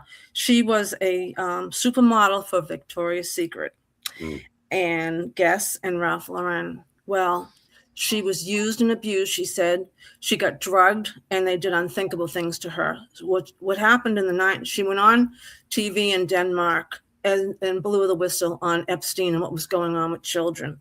Well, after her interview, I don't know if it was right after, she gets arrested and thrown in a psych ward. They ruined her career. They abused her. They drugged her up and told everybody she was mentally insane. This woman, you've got to see this girl, how gorgeous she was. And she was on every cover. She's one of the top Victoria's Secret models. And you all know that the owner from Victoria's Secret helped finance Epstein at the beginning of his reign of terror. Well, anyway. Lex Wessner. What's his name? Lex Wessner. Yes. And anyway, after she got out of the hospital, they made her come back on TV and she had to retract everything she said. And I don't know what's happened to her since. She was a model for the 80s and 90s. But she was talking about some despicable things that they did to her and other models. Now, another model was on 60 Minutes, bad-mouthing Victoria's Secret and saying what they did to all the models and that they made them go with all these billionaires and they did the horrible things to them. They drugged them and they sexually abused them all. And so she quit because they told her she was too fast. She became an anorexic because they made her get real skinny. Yeah, she's on 60 Minutes, and I forgot the girl's name, but there's more Victoria's Secret models coming out to talk about the abuse that they were subjected to. And they were all linked to Jeffrey Epstein and the guy who owns Victoria's Secret. Yeah, there were several brands that were mentioned in the Epstein files. Chuck E. Cheese was mentioned. Oh. Yeah. Life Touch. Yeah, Life Touch, the company that took all of your 1980s, 1990s school pictures throughout the United States. Oh, you're kidding. Nope, Life Touch was listed in there. Hey, what a better way to catalog all the kids in the United States. Oh my! Take all their pictures. I'm just saying they were mentioned. Now, let me preface this because just because certain folks were mentioned doesn't mean they were involved with the criminal activity. Okay, that's a true statement. I agree with that. So, but it does warrant going down the rabbit holes and checking out and verifying. Okay, well, what was Chuck E. Cheese doing? What was Life Touch doing? What was Victoria's Secret, Pink, and oh my God, what was the other one? Oh Lord, I just had a brain freeze. There was another company that was involved with the Epstein stuff. So, but here's what I wanted to talk about this evening, guys, because, you know, in 2020, after I watched Out of Shadows and realized what was going on with a lot of the satanic stuff and this child trafficking and everything, I started paying attention to, you know, like I said, the Q file, the Q drops, and they did mention in the Q drops Epstein stuff over 39 to 60 times. I found 39. Some say they found 68. But anyway, so I kind of already knew about this Epstein stuff. And that's why when this stuff hit the fan last week and a half, there were so many people out there that had no earthly clue about this stuff. And so me and Ruby talked about this earlier. She said, you know, she was like, tell me exactly how you were feeling, Ruby, with this. I don't want to misrepresent you. How are you feeling about this in your world's view, your mind view, when you start first hearing about all this? About the Epstein stuff? Yeah. The exposure? Yeah. What did it do to you on a mentally daily basis thing? Oh, yeah. It messed me up. For 4 days, I was staring at the wall. Because I finally, it kind of sunk that this is not in this playing field anymore. This is like in another realm. because it's like, how can this be allowed for so long and be hidden for so long? You know what I'm saying? Like, how many? I mean, didn't Trump even say himself in one of those? I think it was like reported that he told one of the cops in Florida or something like, "Oh, thank God you're investigating him because we all kind of knew what he was into." Hello, like they know this is going on and they don't do anything. So that's kind of like my thing, and that's what messes me up, because I'm like, well, if they're not gonna do anything and they are in positions of power, what are we gonna do? And we have no power. Right. Yeah. The point that I wanted to make on that was how you were feeling about finding out the information. So in 2020, when I was finding out about all this stuff, man, I spent many hours sitting in my cage, like, what the is going on? You know, I had those moments where I was staring at a wall for 4 days. I mean, and if you look on TikTok and X right now, people are saying, you mean I'm supposed to go to work tomorrow after finding out all this information? I just got to go pay taxes to the people that have been doing this stuff. So because of that, because of the way people are feeling right now in that sense, I wanted to put together something that folks could think about on a bigger picture on how to look at this stuff right now. Because if this stuff right here blew your mind, buckle up, because it's going to get worse. I'm telling you right now, y'all can mark it down. So I started watching a program last night, and some of the stuff that was introduced in there, I was like, you know what? This is some good information, and I need to do a video on this. So this morning I put together a little speech, a little video. That's about 17 minutes. But what I called it is the first breach. And so we want to play this, and depending on the response from the audience, I have the part 2 already ready to go, which I'm willing to share that with you. Now, when Ruby plays the video, if everybody on the panel can just put themselves on mute, so we can, not have any background noise on this. But I wanted to share this with you guys tonight. You may have already seen it if you watch my YouTube channel. But Ruby, do you have that video ready to go? My video from today? May I make a comment that might help everybody before you start? Sure, May I make a comment where I worked with CSA victims firsthand? I was born in 1950 and I grew up in the 60s. And I'll tell you what I found out about people, especially working with adults that were sexually abused by their parents. People don't want to believe it. And I have firsthand experience with that, especially a lot of my friends were Catholics that I grew up with in the neighborhood. And we found out the priests were the ones that were molesting children. They'd have them over for dinner and then they'd be upstairs molesting their children. Now, my own cousin was abused, and my aunt and uncle would not believe him. They said he was crazy. The guy's a nice guy. He would never do something like that. Well, the denial factor was huge back then. Yep. People did not want to believe it. My mother didn't believe me when I told her about my own brother was being abused by the guy next door. She goes, I was crazy. I says, no, Ma, it's true. You've got to open up your eyes.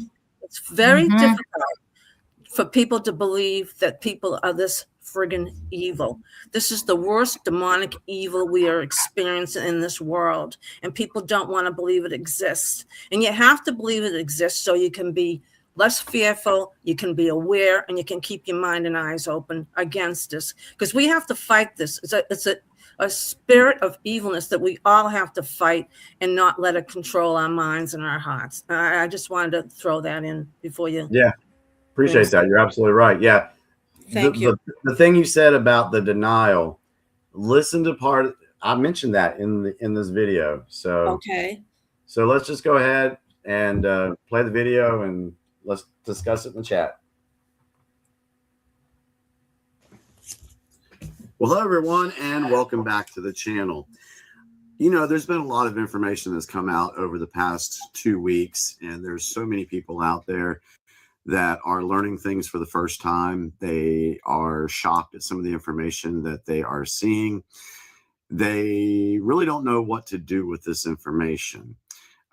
We have battle lines being drawn, you know, who's right, who's wrong, who's the worst offender, so many different things. And the waters are being muddied right now with all this information coming out, especially about the Epstein client list or the Epstein files. And so I wanted to kind of calm the noise, so to speak, and share some information with you guys that I've put together about this and what this really means.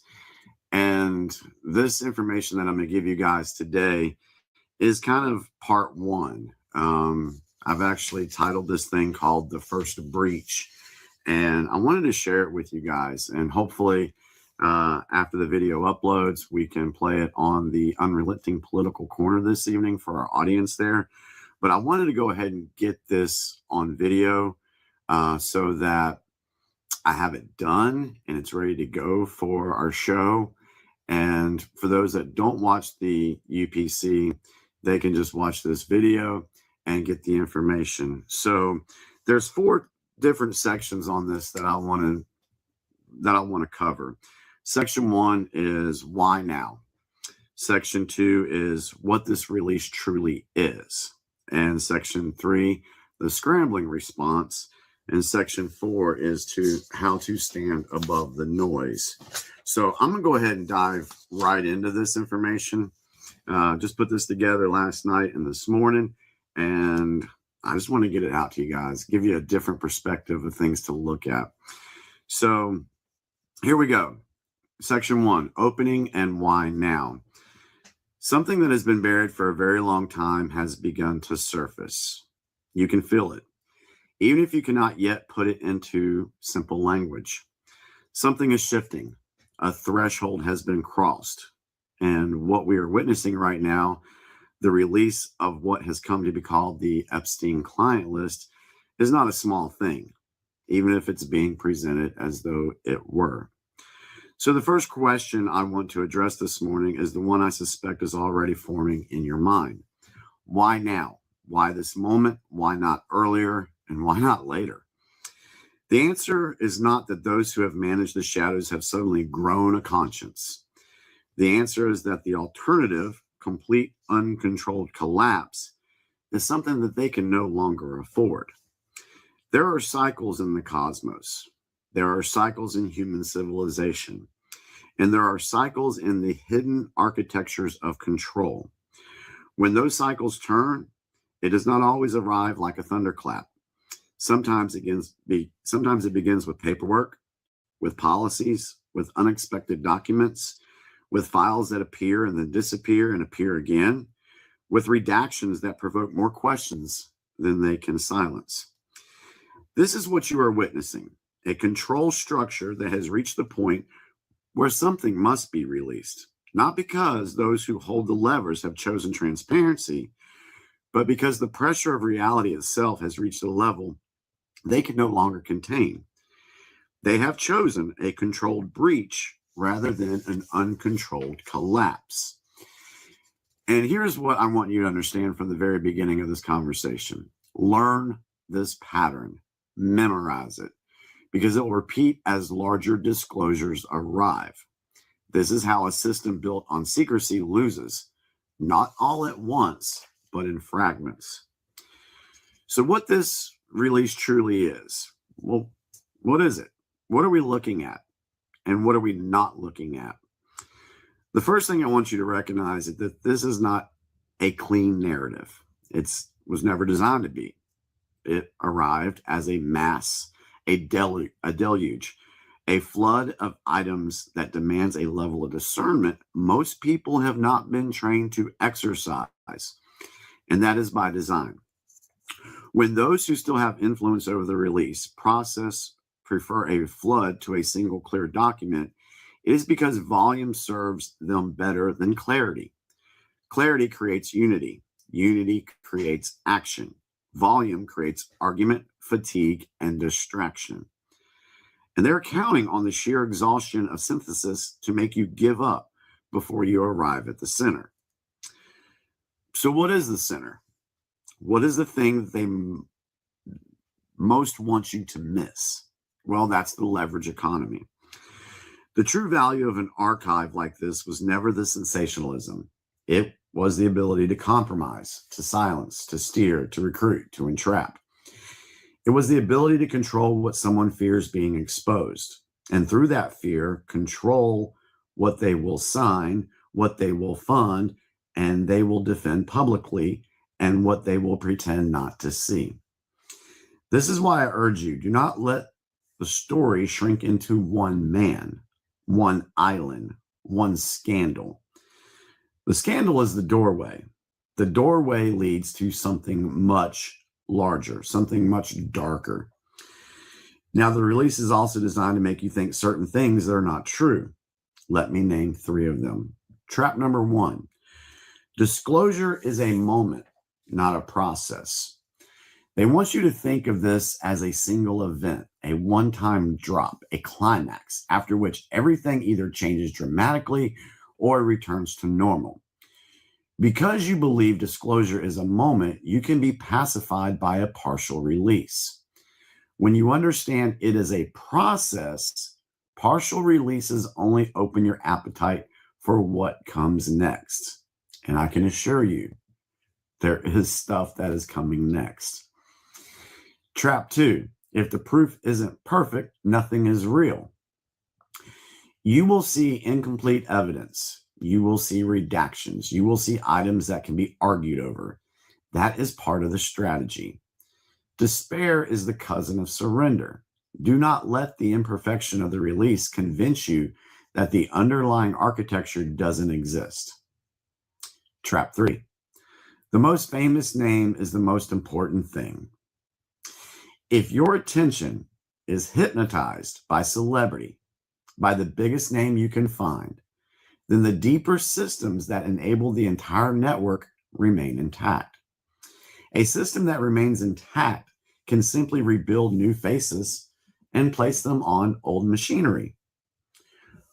What you are receiving is a structure of disclosure, and the structure itself is part of the message. Read the patterns, not the spectacle. Notice the patterns. So now let us talk about what's happening behind the curtain, because right now, as we speak, there is a scrambling. What is this scrambling response? You can feel it in the collective conversation, the sudden sharpness, the way certain narratives accelerate and then abruptly pivot, as though unseen hands are constantly trying to steer a river that no longer obeys its old banks. This is not your imagination. This is signature. It is a signature of a hierarchy losing its ability to manage outcomes and therefore becoming obsessed with managing optics. Let me walk you through exactly what the scrambling looks like, because once you can name these behaviors, you will see them everywhere, and they will no longer have the power to confuse you. Behavior 1, converting exposure into bureaucracy. The first thing a threatened, controlled structure does is slow everything down. They hide behind procedures, behind ongoing reviews, behind necessary redactions, behind we must protect privacy. Some of these statements are partially true, which is precisely why they are effective. A half-truth is the most powerful shield a deeper concealment can have. Behavior 2, the quiet sorting of liabilities. This is where you will begin to see plea deals, immunity language, sealed arguments. Sealed agreements, strategic resignations, retirements announced for personal reasons. In a collapsing structure, deals are not made because the structure is confident. Deals are made because the structure is frightened. And when one begins to bargain, another rushes to bargain first. Because in a collapsing hierarchy, information becomes the last currency of survival. Behavior 3, the rapid movement of assets. While you are watching headlines, names, and clips, the inner world is watching transfers, shells within shells, foundations, charities, intermediaries. A collapsing control structure tries to make itself intangible. Watch for sudden rebranding, sudden corporate dissolutions, sudden philanthropic announcements designed to cleanse reputation and provide moral cover. That is not virtue. That is asset protection disguised as benevolence. Behavior 4, the flood of decoys. The simplest way to fracture a truth movement is to flood it with competing truths until the public cannot tell what is real and what is theater. Sensational claims released at strategic moments, fabricated artifacts presented as definite proof, leaks designed to discredit other leaks, same story told in 10 contradictory versions until exhaustion sets in. They are attempting to train your population into apathy by making the search for truth feel impossible. Ain't that the damn truth? Behavior 5, polarization. They will attempt to collapse your attention into one symbol, one face, one convenient villain, and then position that symbol along tribal lines so that the public spends the energy fighting over which political tribe the darkness belongs to. Because if you're fighting about that, the darkness remains free to operate as a multi-tribal system that uses all tribes when convenient. That is the scrambling. And yes, they are failing to restore the old normal. They can slow it down, but they cannot reverse it. They can distract, but they cannot unopen a door that has already been open. They can bargain for time, but time is no longer their ally. Because each wave of exposure trains more eyes to see patterns. And once pattern recognition spreads through a population, the architecture of secrecy becomes fragile.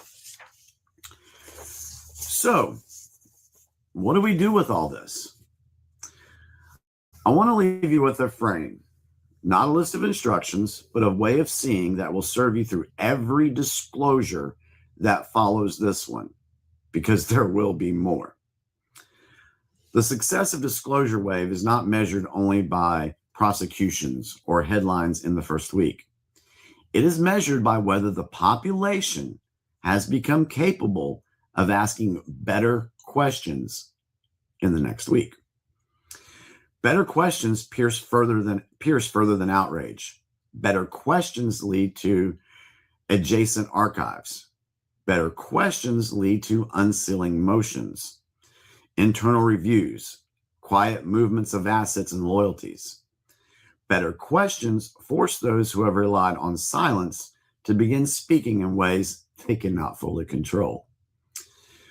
So your task, each of you, is to be the loudest voice in the room. Let me fix that. Is not to be the loudest voice in the room. My apologies. Is to be a pattern leader, not a sensational seeker, not a lane driver. Because understand this, those who remain invested in control study your population the way a meteorologist studies weather patterns. They release information when they believe it will split your attention into manageable lanes. The lane of outrage, the lane of denial, the lane of partisan conflict, the lane of spectacle, the lane of nothing will ever change. They want you to pick one of those lanes and stay in it. You are here to stand above the lanes and see the whole map. Or as I have said before, put together that puzzle and start filling that puzzle in, and eventually you'll see the big picture. This map says the first breach is not the end. It is the permission slip for further breaches. Once one archive becomes discussable, other archives become imaginable. And once they are imaginable, pressure gathers. And pressure creates openings. This is what an opening looks like when it occurs inside a system that still has hands on the levers. It looks messy. It looks contradictory. It looks like a flood that someone does not satisfy the hunger for a clean clean conclusion. It looks like truth being permitted in fragments, while distortion tries to ride on its back. This is exactly what we should expect, and exactly why we must not mistake a noisy beginning for a failed process. We are at the beginning of a disclosure cascade that will move from visible scandal into the less visible corridors, money routes, leverage operations, influence infrastructure, and the hidden agreements that shape the modern era. The first wave is what can be released without triggering immediate systematic panic.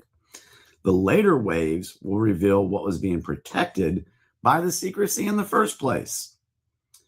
So, hold your discernment, develop your pattern recognition, do not collapse under the weight of volume, do not be pacified by a partial release, do not be hypnotized by the most dramatic name in the story.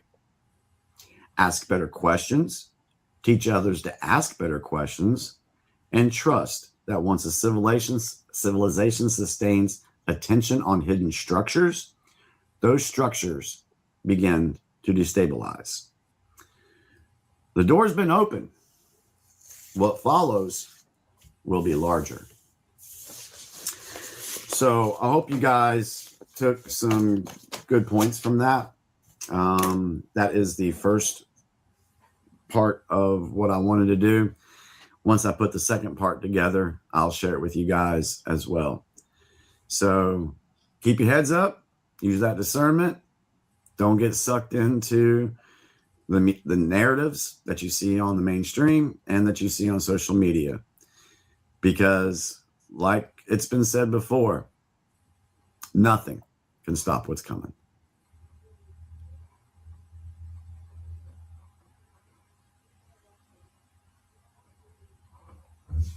I loved it. How do you guys feel? Anybody want to chime in before I do?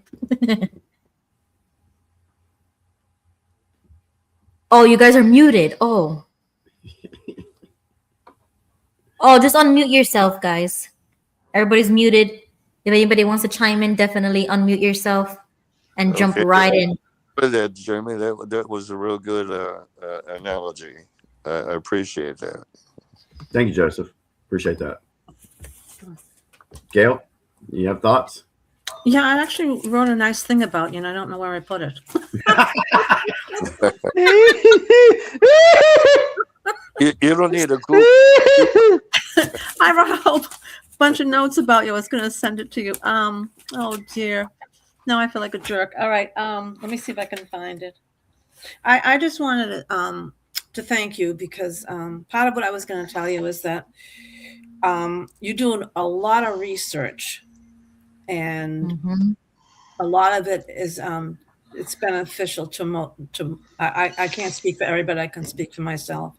And sometimes I say, gee, this doesn't sound right. But then you'll always find out it's true. So I just want to appreciate what you bring to the stage for the rest of us. And it makes us think. I like to think. And you got my thinking cap going since I've been watching your show. And you've got me looking up stuff. And what I'm learning is what is true and is not true. And it's hard sometimes to define with this AI crap. But I think your show brings a lot of good things for us to open up our eyes. And it's also getting really scary for what preppers are saying about a civil war. And did you notice how quiet it's been about the protesting in Minnesota? I find that odd too. Well, anyway, I just want to thank you for your homework, your research, actually, and thank you for the love you have for this group. That's what it boils down to. That you love this group, you love mankind, and you don't want to see America go down the tubes. I don't want to see that either. And I thank you for it. I appreciate that. Thank you so very much. Thank you for that. From the bottom of my heart. Thank you, Dallas. You know, when I started this process, I took an oath I literally went on camera and took an oath to do what I do. Because when you leave a cult, like most of us did with the Watchtower, your whole world is flipped upside down once you start finding the truth. Yes, I agree. And as hard as we worked to expose the Watchtower, when I started going down the political path and I started noticing patterns, then that's when I was like, wait a second. You know, Watchtower's involved way in this stuff. They are deep state propaganda, or the propaganda arm of the state. Yeah, they are. And so once I started digging more and the Epstein stuff came up and the jab stuff and CV and all that, I was like, man, these folks have really got to learn how to do some research and find out the truth about this stuff and not just blindly follow the media. And it really, and this is no slam to anybody that's not awake yet, because like Ruby said about that one individual, that they were indoctrinated. And that has been what's happened to not just people here in the United States, but across the world. Everyone's been indoctrinated to believe what the deep state's put out there for so long. And I know somebody in the comments says something about, you know, this has been going on for centuries. And well, you know, we're not going to be able, it takes a while to bring down a 6,000-year-old death cult. Okay. Yeah. So, you know, people have got to be aware of this. And that's why, you know, yeah, the guy in the airport, you know, that may not have been the most appropriate thing for him to do, but he felt like he needed to do that. That was what and because he's like, look, y'all are just walking around acting normal, like nothing's happening, and you're not paying attention. And folks don't realize that is the power that the deep state thrives on. They thrive on your ignorance. They thrive on when you pick a fight with somebody that doesn't agree with everything you agree on, or you have, you know, a different viewpoint on something. They love that stuff. Yeah. So like when someone makes a video about me calling me a liar, you know, the deep state loves that. Oh, that's great. This is good vision. And if you really think about it, most everybody has the same goals, whether you're a Democrat, Republican, conservative, liberal, Buddhist, Muslim, whatever. Most good people want to be able to put a roof over their head. They want to put food in their bellies. They want to take care of their families. They want to have a job that they're proud of that's paying their bills. You know, half of us don't want to work anymore because we don't want to be part of the matrix, but that's another story. So we agree on the core principles of life. And if folks can unite and focus on that, then all this other stuff is noise and distraction. We need to know about it so we can fight it. That's for sure. Right. So when you're reading the Epstein files, don't get sucked into the narrative. Don't get sucked into I'm just going to focus on one person. Because if you're the type of individual, if you're the type of individual that's only going to focus on one person, and then you're going to miss out on designer babies. Jeffrey Epstein's youngest victim was still tied to an umbilical cord. People chopping feet off kids, eating the babies, eating kids, draining their blood. This 2020, I was called crazy for saying all of this. But what are we learning? It's true. It's true. So all I'm saying is, if you're focused on I'm just saying, if you're focused on Trump and you're not talking about everything else, then what are you doing? You really don't want to learn the truth. You want to stay stuck in that mindset. You want to be stuck in that lane. Like I said, that there were different lanes you can be in, like, you know, Jesus, denial, the lane of denial. All the people that back in the day were stuck in that lane of denial. Don't get stuck in those lanes. Rise above it. Absolutely. And you got in the detail and so much of the deep state, and we know that we know that one of the deep state is the witch tower, which that's one of them, and they've been in. I think they're part of so much of that. They are. The Witch Tower is. And oh, go ahead, Jimmy, go ahead. I was going. Thank you, Dallas, for that. You're absolutely right. Ruby, you haven't Yeah. said much on this. Go ahead. Well, I agree. No, I think I already told you on the phone. So, because I actually forgot what I told you. So I guess it's gonna have to stay with Jimmy. But basically, I agree with everybody on the panel tonight, and just I kind of took it like a friendly reminder of not to freak out, because that's kind of what is the human nature, is to freak out. That all of these code words, what they really meant is what they really mean. You know what I'm saying? Like, so that's what gets people messed up. So it's like, don't freak out, but at the same time, understand that it is happening. We don't in our brain, we don't want it to be real. We don't want that. Right. So your brain is going to automatically deny it for you, because we're civilized, we're law-abiding citizens. You know what I'm saying? We can't comprehend the mind of a pedophile or what these people are doing. So to us, it feels like, oh, stop playing around. That's a joke, or that's a conspiracy theory. And it's easy to do that because we know we wouldn't do that. We're normal, but we're not dealing with normal. So we have to take that element and remember that. And then, now I remember what I told you, Jimmy, that it makes me feel as if this is out of our scope, because who is going to be the ones to take that down? We can't do it. Local law enforcement seems to be struggling. The FBI seems to be struggling. So who else is going to be the one to storm these people down and arrest them and get them? And what has Jimmy been saying since day one? That's the power of the presidency. Nah, it's beyond the presidency. It's the military. Right. That's right. Exactly. But it's true, because it's under Trump, is under the president, basically.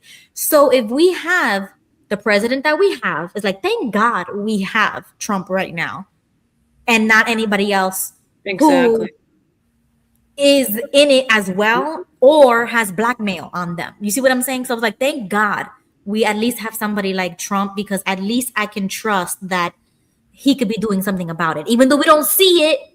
You know, like how I was freaking out last Tuesday, like, oh, why are these people still alive? And I was like really frustrated. It's like, after this video I saw with Jimmy, I was like, okay, like, yeah, we're getting, it's a process. We're getting there. I'm trusting that process. Yeah. I'm gonna trust the process.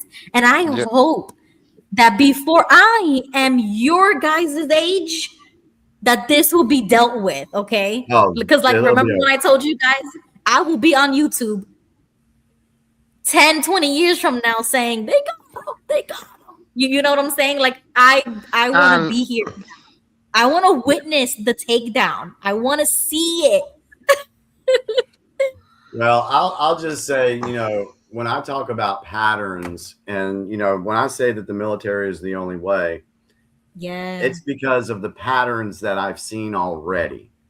And the first thing that I look at is the 2017 inauguration of Donald Trump, when he said, this is not just another 4-year election. This is not, transferring power from one administration to the next. This is transferring power from Washington, D.C. to you, the people. And he had the military brass behind him.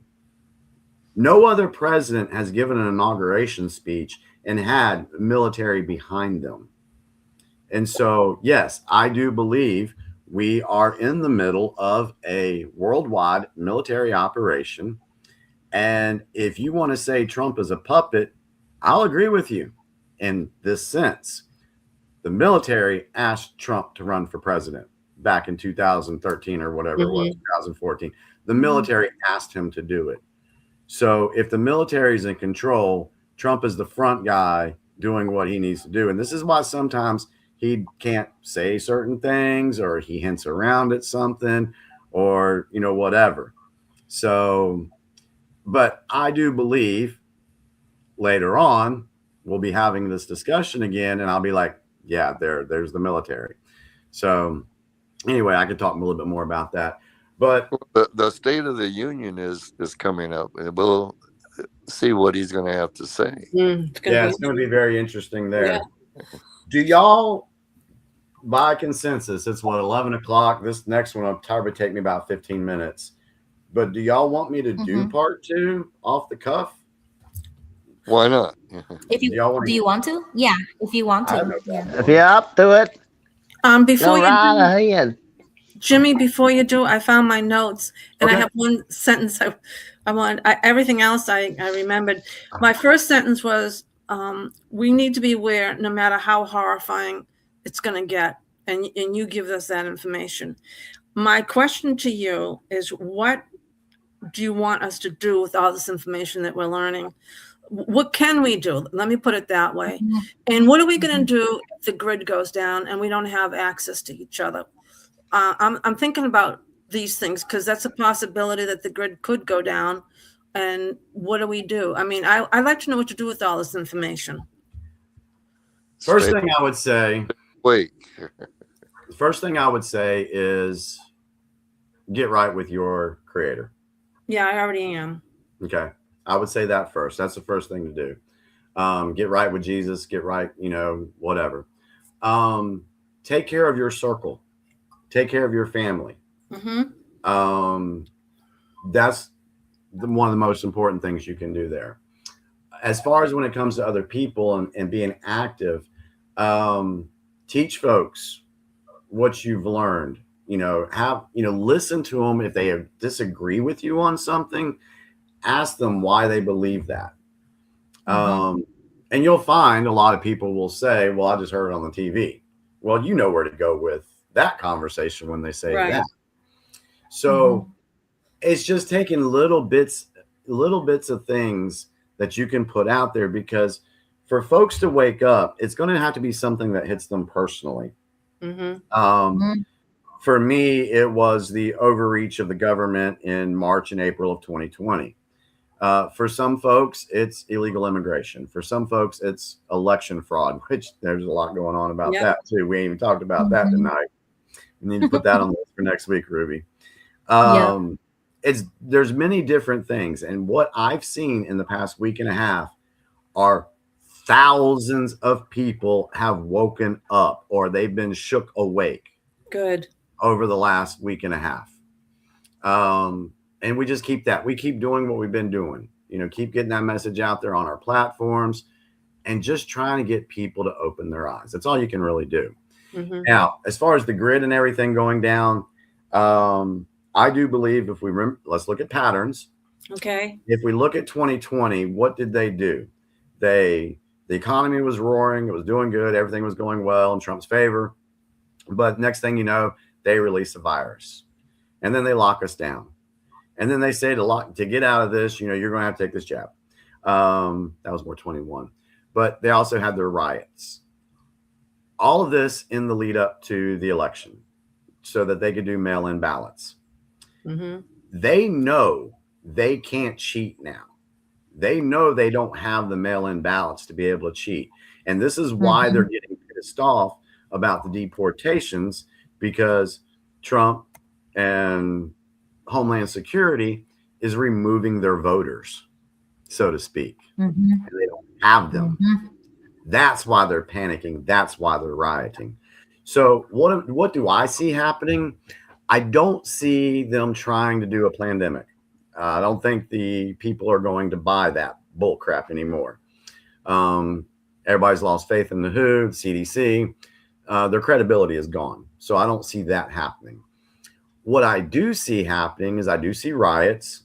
And who knows what they're going to be fussing about. Right now it's ICE, and by summer it could be something else. But I do see blackouts. I do see cyber attacks. And I don't think it's going to be a full-blown, oh, everything's down here in the US. Remember, they have to do things slowly to get you. So it might be Chicago down one day. A couple days later, it might be Seattle. You know, they're going to stage it to where everybody starts freaking out, and they're going to be, oh my God, what's going to happen if we get a blackout here? Everybody's going to start freaking out again.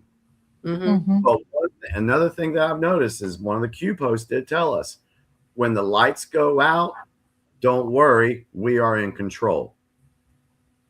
So I'm not worried about that too much. I will say it's a very good idea to be prepped up for at least 2 to 3 weeks. Yeah. And yet, as long as you have a storm radio that it runs on a battery, as well as you could crank it. Yeah. I wouldn't. I mean, there are preppers out there that have gone. There's some preppers out there that I'm like, damn, they have a supply. All right. For 2 years. Yeah. So I mean, it's like when we had the snowstorm come through, I was kind of disappointed because we didn't lose power, so I didn't have to break out any of my stuff. I was kind of disappointed because I was ready to go.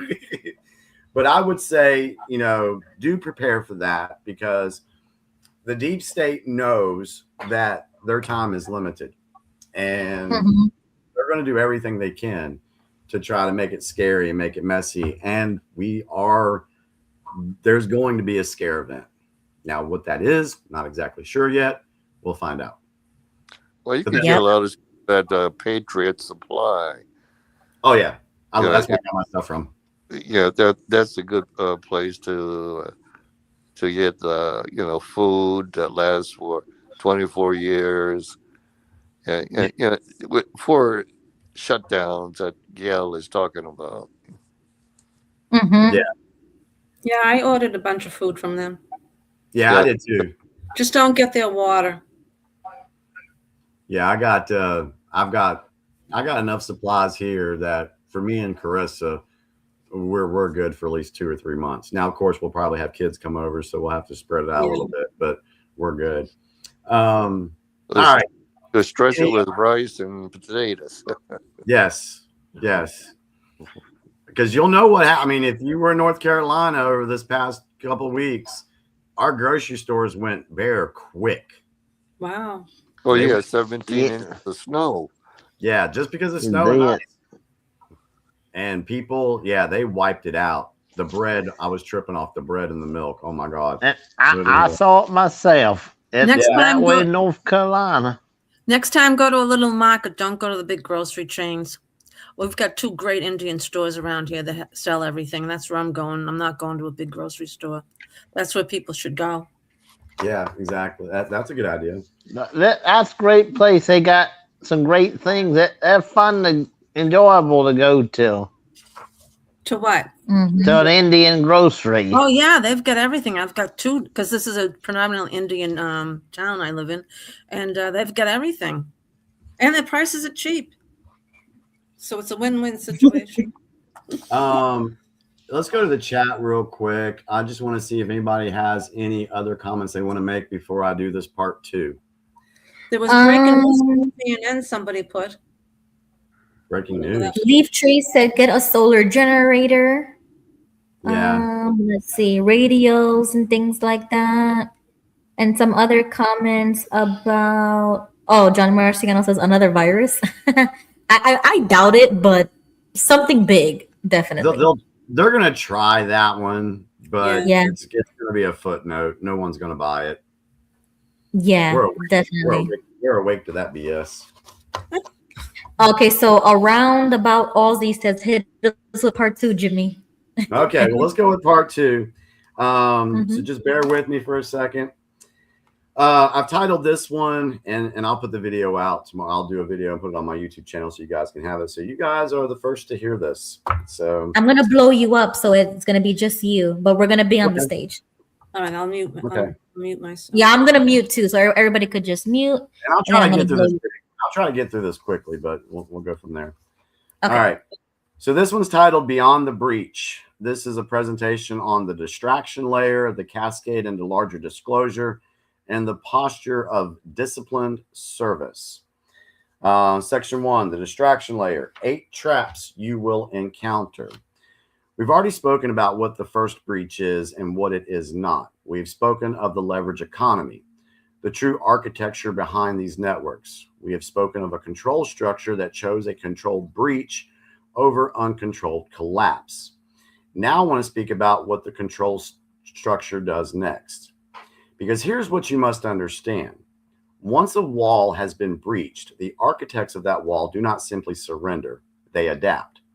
And their adaptation takes a very specific form, one we call the distraction layer. These are not random behaviors, they are predictable defenses. And once you can name them, they lose much of their power over you. So let's start with distraction 1, the obsession with a single name. The first trap is the most natural to the human mind, the fixation on one face, one celebrity, one political figure, as though the entire matter can be resolved by proving or disproving one person's guilt. This is by design. The architecture behind these networks is a web, and a web cannot be dismantled by staring at one strand. If your attention is captured by one symbol, the deeper machinery, those who arranged access, brokered introductions, move money, and enforce silence, continues undisturbed. Do not let a single name become the whole story. The truth is a system, and systems are dismantled by seeing relationships, pathways, and repeated mechanisms, not by worshiping or despising one symbol person. Distraction 2, the partisan war. The second trap is the conversion of everything into tribal conflict. When the public is split into two shouting camps, the hidden network wins by default. It is one of the oldest tools on this planet. Keep the people in a perpetual argument about which side is more corrupt, while the deeper structure uses both sides when convenient. Moral clarity is not a team sport. Exploitation is wrong. Concealment is wrong. The machinery that protects harm must be dismantled regardless of which costume it wears. Do not let your energy be harvested by identity politics disguised as moral clarity. I want to repeat that one. Do not let your energy be harvested by identity politics disguised as moral clarity. Distraction 3, the forgery storm. We have entered an era where images, documents, and clips can be manufactured with enough plausibility to ignite outrage before any careful examination occurs.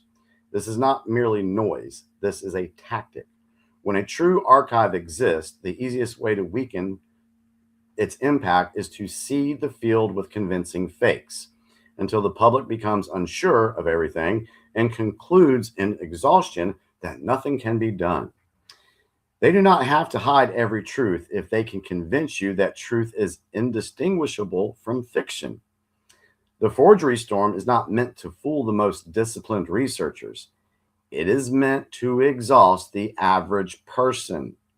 It is meant to turn curiosity into cynicism. Distraction 4, the bureaucratic drama. Documents appearing and disappearing, technical errors, sudden removals, and repost. Whether these events are caused by incompetence, internal conflict, or intentional sabotage, the effect is the same. Attention shifts away from the content and onto the spectacle. The story becomes the missing item, the vanishing page, the procedural chaos, and the public begins consuming the release as entertainment rather than as a call to dismantle a structure.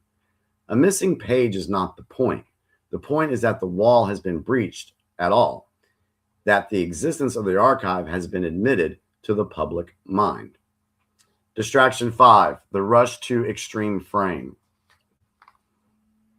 The fifth distraction is the most tempting for those who have long sensed what others could not see.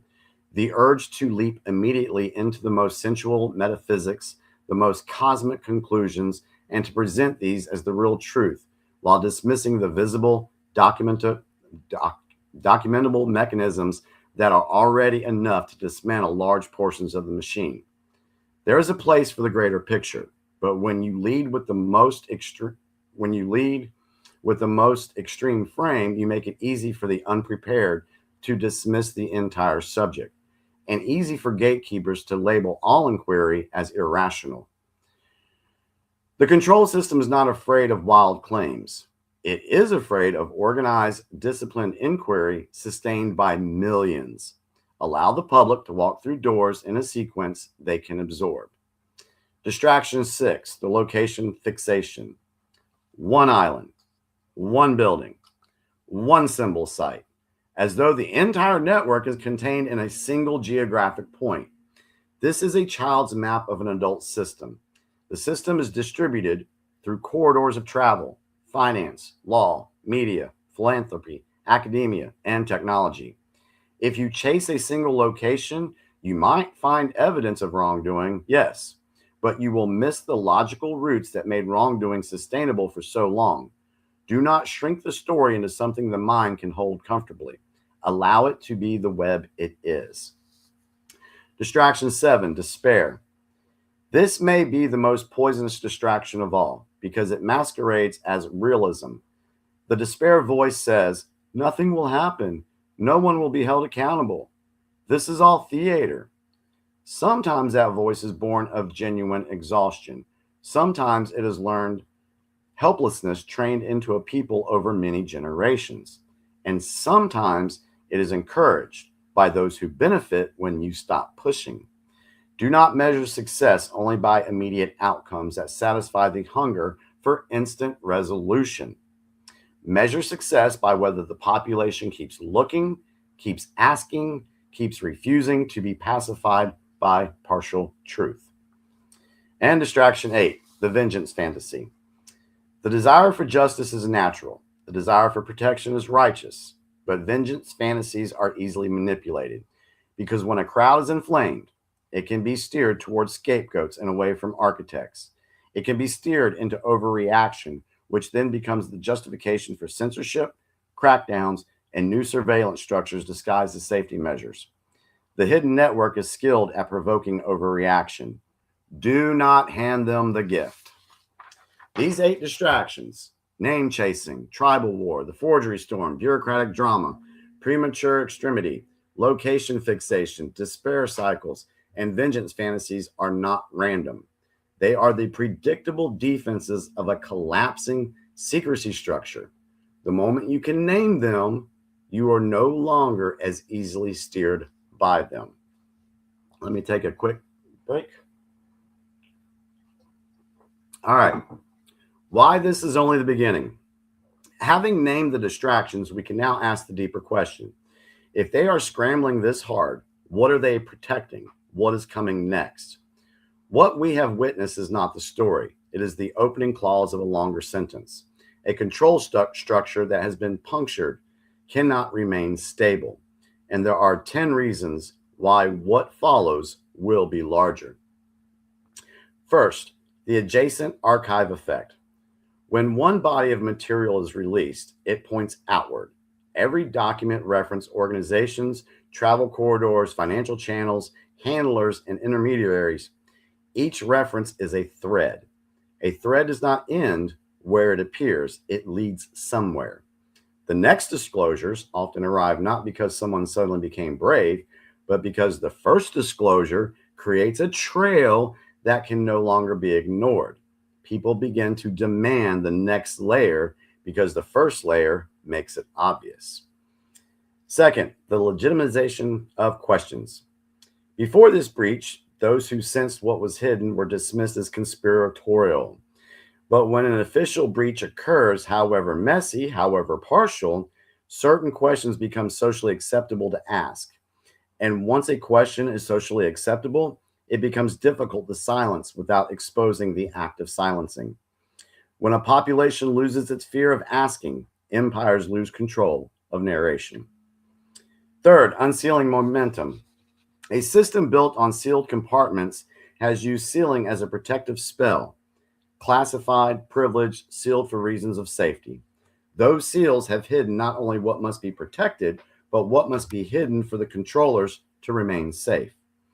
Once the public sees one seal lifted, it begins pushing on others. It begins to suspect that sealing has often been a form of institutional self-protection. Fourth, the collapse of reputational immunity. For a long time, certain people have been treated as too important to question. Each disclosure wave weakens that spell. When one untouchable becomes touchable, many begin to realize that untouchability was always a shared illusion. And when that illusion cracks, people who were once afraid to speak become less afraid. Fifth, financial corridor exposure. The deepest disclosures are rarely the most sensational. They are often the most quiet on the surface. Transactions, shells, foundations, intermediaries, hidden ownership structures. Yet these are the arteries of control. The story migrates from what happened to who paid, who enabled, who laundered, who protected, and who benefited. Money trails do not respect reputations. They reveal function. 6, technology corridor exposure. When a scandal touches influence networks, it naturally touches the machinery that shapes public awareness. Platform policies, algorithmic amplification, controlled narratives, strategic silence. What was boosted? What was hidden? Who was protected? What was labeled misinformation? A network that thrives on leverage also thrives on controlling what a population is allowed to perceive. These are not separate subjects. They are part of the same architecture. 7th, intelligence adjacent corridors. The next natural questions become who knew, who ignored, who protected, who contained investigations. Even when every detail cannot yet be proven, the demand for transparency grows. And that demand pressures other compartments to open because a civilization cannot tolerate endless contradictions forever without choosing a side, truth or denial. 8, the revelation of method. In many ways, this is the most important disclosure of all. You are learning not merely that darkness existed, but how it operated. Compromise, silence, reputation control, institutional shielding, the manufacturing of helplessness. A single fact can be debated. A method, once seen, can be applied across countless domains. Suddenly, the public begins recognizing the same choreography in other scandals, other cover-ups, and other so-called isolated incidents. The spell breaks when the choreography is recognized. 9th, the domino effect of internal fracture. A control structure is not one mine. It is a web of bargains. When the web begins to tear, these bargains become unstable. Those who once relied on mutual secrecy begin to fear one another. Betrayals rise. Rival factions sacrifice one another to preserve themselves. In a collapsing hierarchy, information leaks not as an act of moral awakening, but as an act of survival. Yet, regardless of motive, the wall continues to crack. And 10th, the widening of public appetite for reality. Disclosure is not a gift delivered to a passive population. It is a relationship between what is revealed and what the collective is willing to hold. Each wave expands capacity. Each wave normalizes what was once unthinkable. Each wave creates a new baseline for what can be discussed. What once would have been rejected is now considered plausible. What once would have been sealed is now demanded. The puncture exposes the existence of the wall. The wall exposes the existence of the builders. The builders expose the existence of the blueprint. And once the blueprint is seen, the dismantling accelerates. Because humanity begins to recognize that the world it was given was not the only possible world. And you know what? I think I'm going to stop right there to whet the appetite for section 3 and section 4 in the video I do tomorrow for this. Because it's still a lot. I probably have another 10 minutes to go. But I think I'll stop there since what, 11:24. So unless folks want me to continue, it's up to you guys. No, I think that was great. I'm gonna have to watch it back a couple times because that was a lot of information. You gave like 8 points, right? Yeah, I'm gonna have to definitely take notes on what you said. Yeah, it was basically the distraction layer, 8 traps you will encounter. know those, Right. learn those, because as time goes on, there's going to be more disclosures, and you need to recognize these traps so when they come out, you don't fall into them. And Jimmy, can you put those bullet points on the webpage? On Ruby's webpage? And he could send it to me and I could put it on Facebook because he doesn't have Facebook. Okay. So yeah, I don't have Facebook. I mean, yeah. Definitely email me, Jimmy, if you can, because that was great. Like copy and paste the entire thing. So just to leave you just real quick, section 3 is going to talk about, this is what Gail asked earlier about what can we do. The posture of disciplined service. There's 10 instructions. Do not let yourself be carried into arguments and friction. Be careful with your research and your sources. Be alert to borrowed authority. Do not take sides. Cultivate non-retaliation. Maintain your spiritual practice. Guard your priorities. Practice community discernment. Be vigilant about savior energy. And prepare for heavy truths with an open heart. So I'll read this last paragraph and then I'll be done with this. I want to leave you with a single image. When what you are witnessing right now is not the height of the storm, it is the early weather. The unmistakable signal that the pressure is building, that something the old world has kept sealed is moving toward the surface. The first breach was the permission slip for what follows, and what follows will move from visible scandal into less visible corridors. The money routes, the influence and infrastructure, the hidden agreements that shape the modern era. So do not mistake the noise of this moment for the fullness of what is coming. Do not be pacified by the partial. Do not be exhausted by the volume. Do not be recruited by the distractions. Ask better questions, cultivate discernment, stay in service, trust that once a civilization sustains genuine attention on what has been hidden begins to move toward the light on its own. The door that has been opened leads to other doors, and those who keep walking forward will be there when they open. All right, done with that. I have a question. Did you get any help writing all that? Do what? Did you get any help writing all those? I got a little help from some sources. Yeah, that's what I thought. Yeah. It was good though. I'm gonna watch it on YouTube because I saw you the first one on YouTube. Yeah, I'll do one on this one tomorrow sometime, and I'll put that one out too. So. But I'm glad you're doing that, Jimmy, because you've been saying this stuff for the longest, and now that it's actually happening, it puts it into perspective.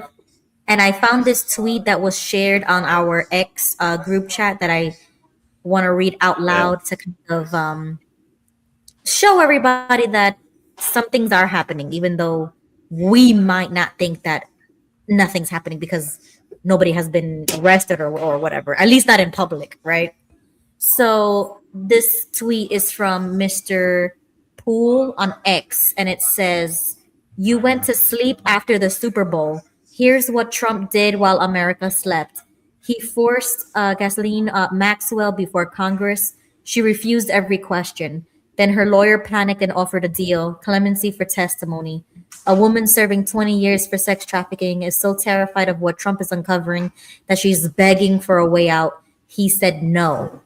His DOJ released 6 million pages of Epstein files. The result? Prince William and Kate broke their silence for the first time. Deeply concerned, quote unquote. The royal family is in full panic mode. Norway's ambassador resigned. Their crown princess apologized. An entire country is crumbling. The chairman of one of America's most powerful law firms, Paul Weiss, resigned overnight. Lord Mandelson is under criminal investigation in the UK. Larry Summers resigned from OpenAI. One man released the files, and the entire global elite is falling apart. Netanyahu flies to Washington on Wednesday. Iran nuclear deal is on the table. Trump is reshaping the Middle East in real time. All of this in one weekend. They told you no president could touch them. He didn't just touch them, he buried them. Yep. And there's Yeah. more coming. So much Yeah, more. I saw that with Ghislaine. She pleaded the fifth. Yeah. Yeah, she did plead the fifth. Right. I want to know what they're going to do with Lutnick. I want to know what Trump's going to do to him. Yeah, Lutnick. Yeah, it's going to be interesting.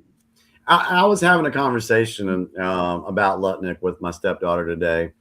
And one thing that I had to remind her of was, if you know how Trump operates, he always puts people in the spotlight to be exposed.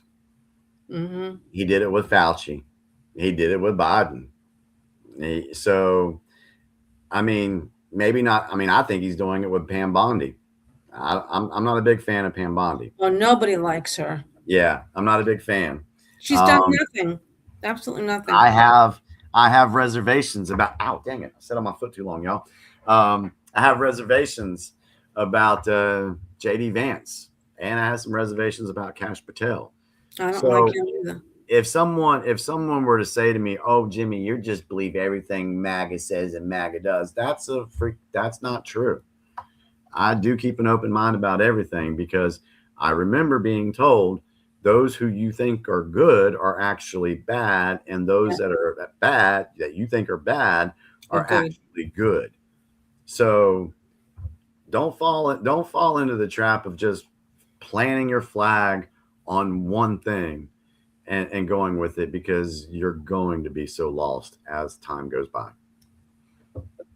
And don't forget, Fergie sent Epstein a lot of letters. Yeah. Yes, that's true. Did you know about the island? Oh, you mean the ex-wife of Prince Andrew? Yeah. Oh, okay. I almost freaked out of the singer. And did you hear about the two island boys? Oh yeah. I've heard the theory. But you know, it's I didn't dive into it. Google those two boys. They're loaded from the neck down with tattoos. They were used and abused by Jeffrey Epstein when they were little boys. It's really sad. It's sad. I agree. It is very sad. Which makes it weird how now not now, but like 2015, 2016, and was it 2020 during like Trump's thing, they were all up front and center, and they were like going viral for different, and was around the whole Trump team. It raises a lot of red flags for me. I don't know, but I'll look into it definitely. Yeah, that's so sad to watch, really. Yeah. So, well, I've pretty much, somebody said I was wearing, you know what? It's funny that Steen said Jimmy has a "Where's Wally" shirt, because as I was pulling this damn shirt out of my closet, I have one that's actually got blue stripes, and it's blue and white. That would have been "Where's the Waldo" shirt. So I got the black and the white. But yeah, they picked up on that. That's funny. But so did you this is one last clip. It's only 5 minutes. I want to know if you saw this. Did you see this video, Jimmy? There are 6 multi-powerful men that did had no apparent reason why did it take Thomas Massey not going to the Justice Department. Who's he? I have not seen this one. Okay, good. So I'll just read the caption really quickly. It's from Representative Ro Khanna on the Epstein files. I wanted to bring this up because it was like another white pill that Macy and this representative are working together, and I believe he is Democrat, so it's kind of like they're working together on this, and their efforts paid off, because whatever was redacted was unredacted. So it kind of shows you how if we just work together like they should be working for us, good things can happen. So I'm going to play his clip just so that we could get another dose of a white pill. Yesterday, Congressman Massey and I went to the Department of Justice to read the unredacted Epstein files. We spent about 2 hours there, and we learned that 70 to 80% of the files are still redacted. In fact, there were 6 wealthy, powerful men that the DOJ hid for no apparent reason. When Congressman Massey and I pointed this out to the Department of Justice, they acknowledged their mistake. And now they have revealed the identity of these 6 powerful men. These men are Salvatore Navora, Zorab Mikoladze, Leopig Leonor, Nicola Caputa, Sultan Ahmed bin Sulayman, CEO of Dubai Ports World, and billionaire businessman Leslie Wexner, who was labeled as a co-conspirator by the FBI. Now, my question is, why did it take Thomas Massey and me going to the Justice Department to get these 6 men's identities to become public?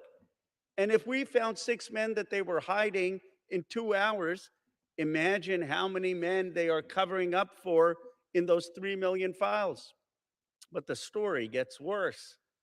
The reality is that Donald Trump's FBI scrubbed these files in March, long before Thomas Massey and I passed the Epstein Transparency Act. Now, my bill is clear. The Epstein Transparency Act requires them to unredact those FBI files. And yet the Justice Department said to me and to Congressman Massey, we just uploaded whatever the FBI sent us. And guess what? The FBI sent scrubbed files. That means the survivor's statement to the FBI, naming rich and powerful men who went to Epstein's island, who went to his ranch, who went to his home and raped and abused underage girls or saw underage girls being paraded, they're all hidden. They're all redacted. It's a little bit of a farce. They're inviting all the members of Congress to go to see the Department of Justice, quote unquote, unredacted files, but they've got all redacted files from the FBI. And it's not the fault of the Justice Department attorneys. They were just told upload things that Donald Trump's FBI had already scrubbed. It's a blatant violation of the Epstein Transparency Act, but it also asks a fundamental question. Who are they protecting? Why are they protecting these rich and powerful men, people I call part of the Epstein class? Why are we in a country where there is no elite accountability for people who do the most heinous things?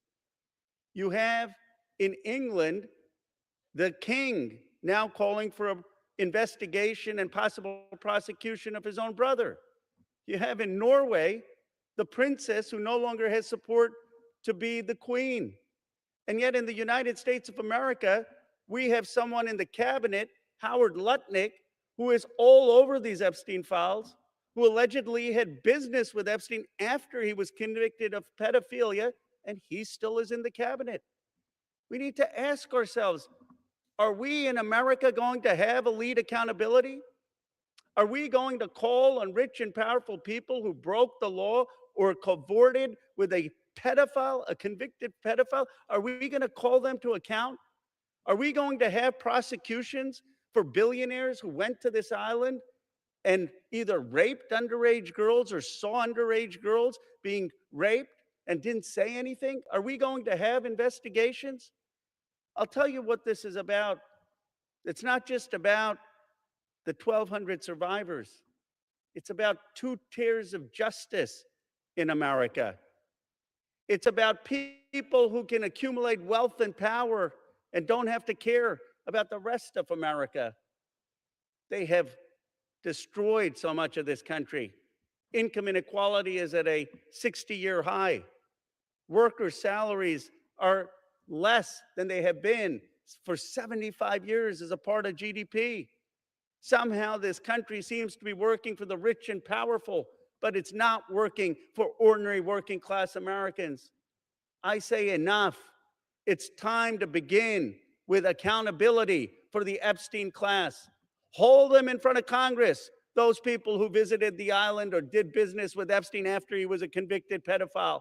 Investigate them, prosecute them, and let's return to democratic accountability in the United States of America. Let's return to one system of justice in the United States of America. Let's return to a place where every American has a stake in this country.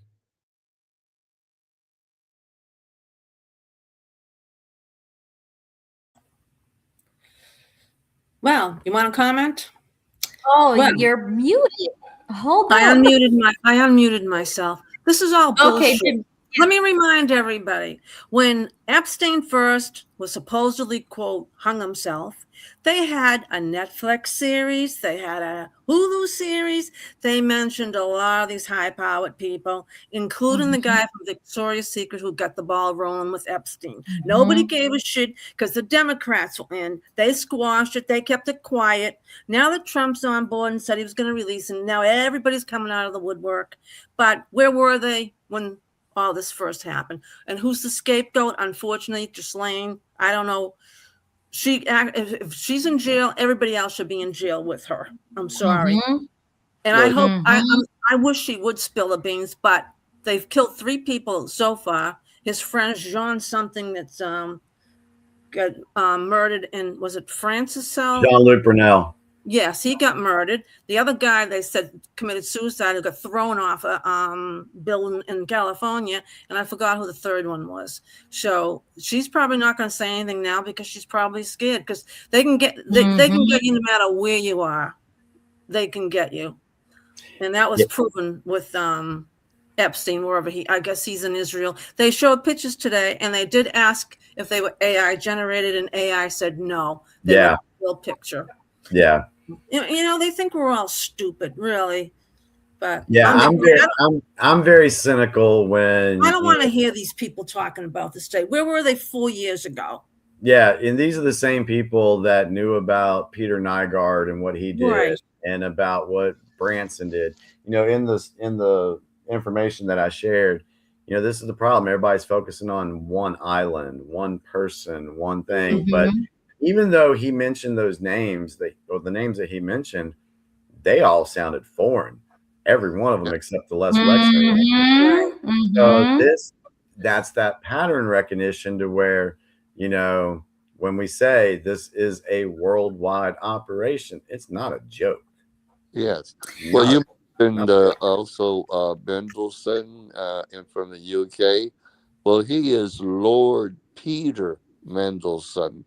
He was the finance secretary for the UK. He was also in the House of Lords, and he was also ambassador to the United States.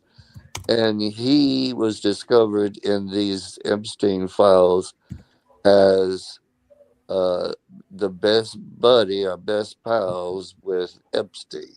And also implicated in this is Jamie Dimon of J.P. Morgan. Because that falls into the money side of things there, Joseph. The stuff that's not going to be sensational news. That stuff that's going to be reported and it's going to go over everybody's heads.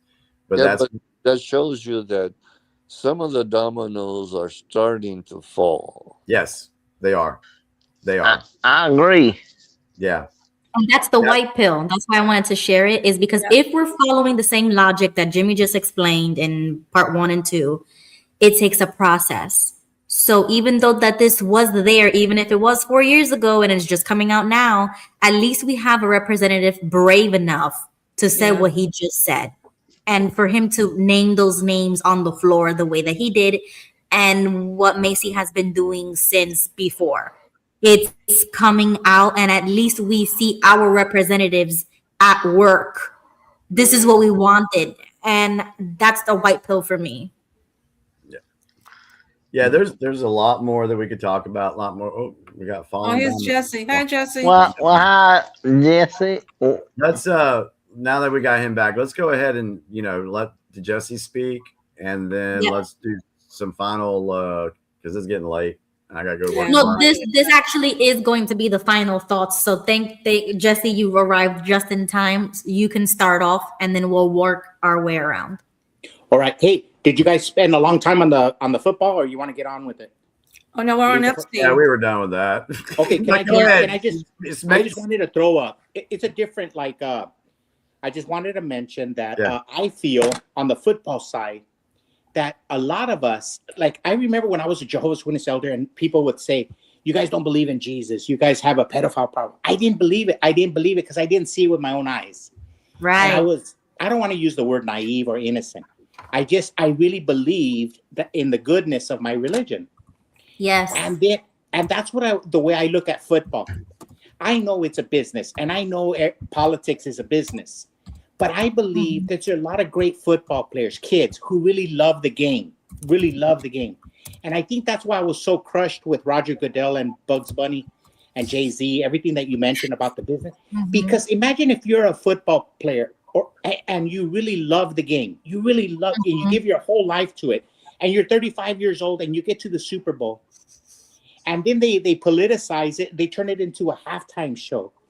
Yeah. All your work, all your dreams, they ruin it. The ends justify the means. They ruin everything in America. They ruin our games. They ruin our music. They ruin our culture.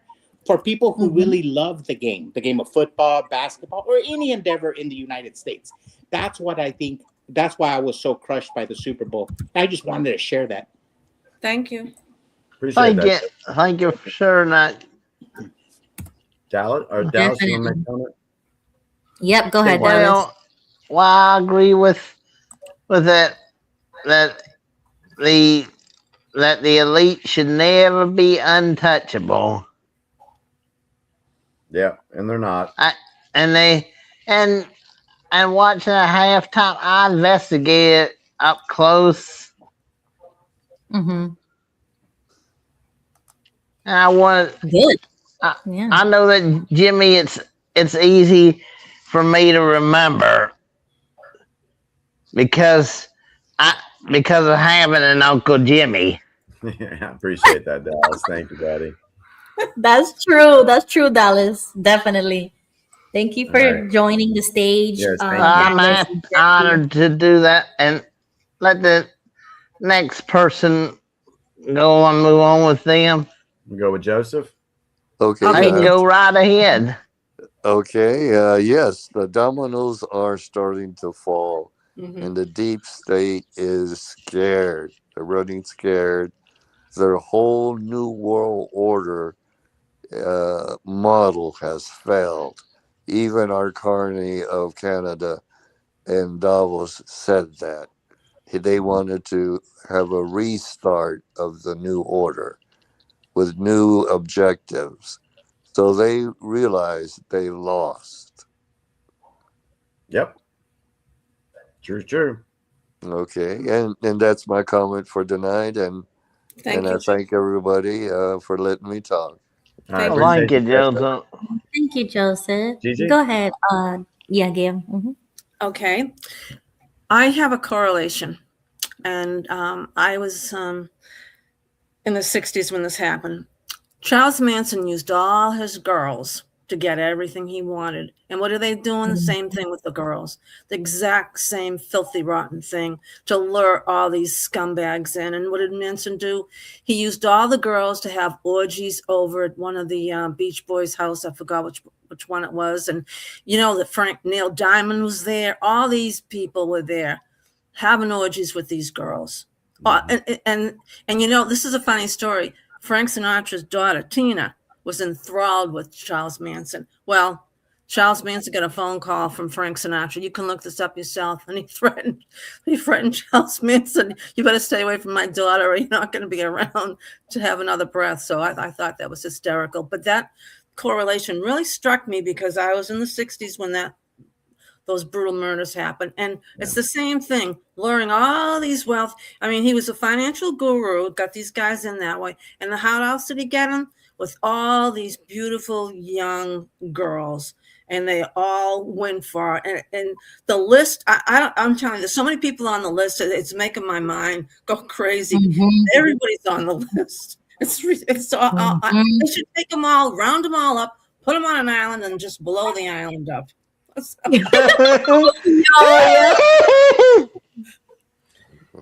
Thank you, Gigi. I appreciate that. Somebody said Beach Boy Dennis Wilson's house. Thank you. Yeah, Tom came in clutch. Hi, Tom. Yeah, thank you, Tom. And he had a tragic ending too. Yeah. Who? Dennis Wilson. Remember he fell off the boat? Oh yeah, that's right. Makes you question everything, right? Let me stop. So did Natalie Wood.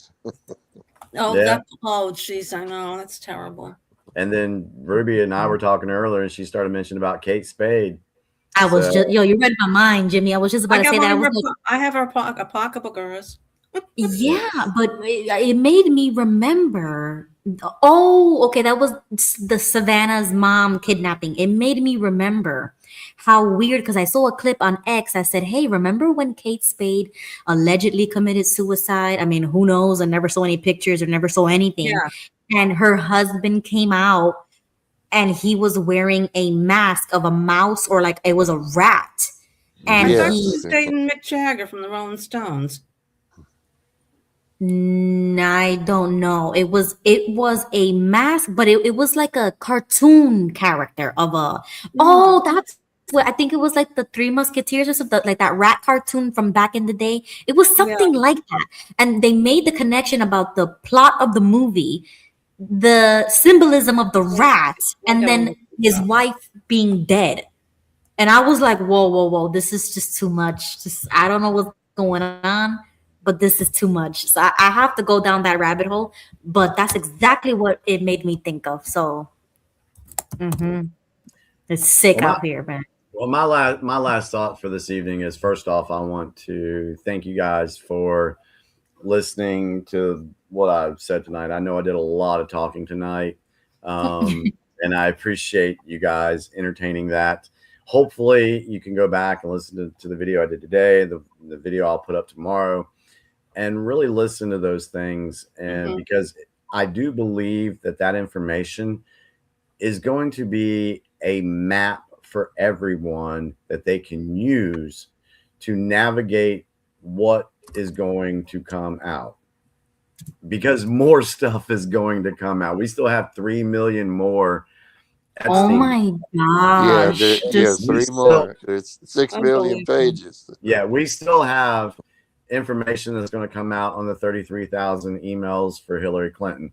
And a lot of people forgot about Anthony Weiner's laptop. Yes, that's it was still out tied there into too. Huma Abedin, which was working with Hillary Clinton. Yeah.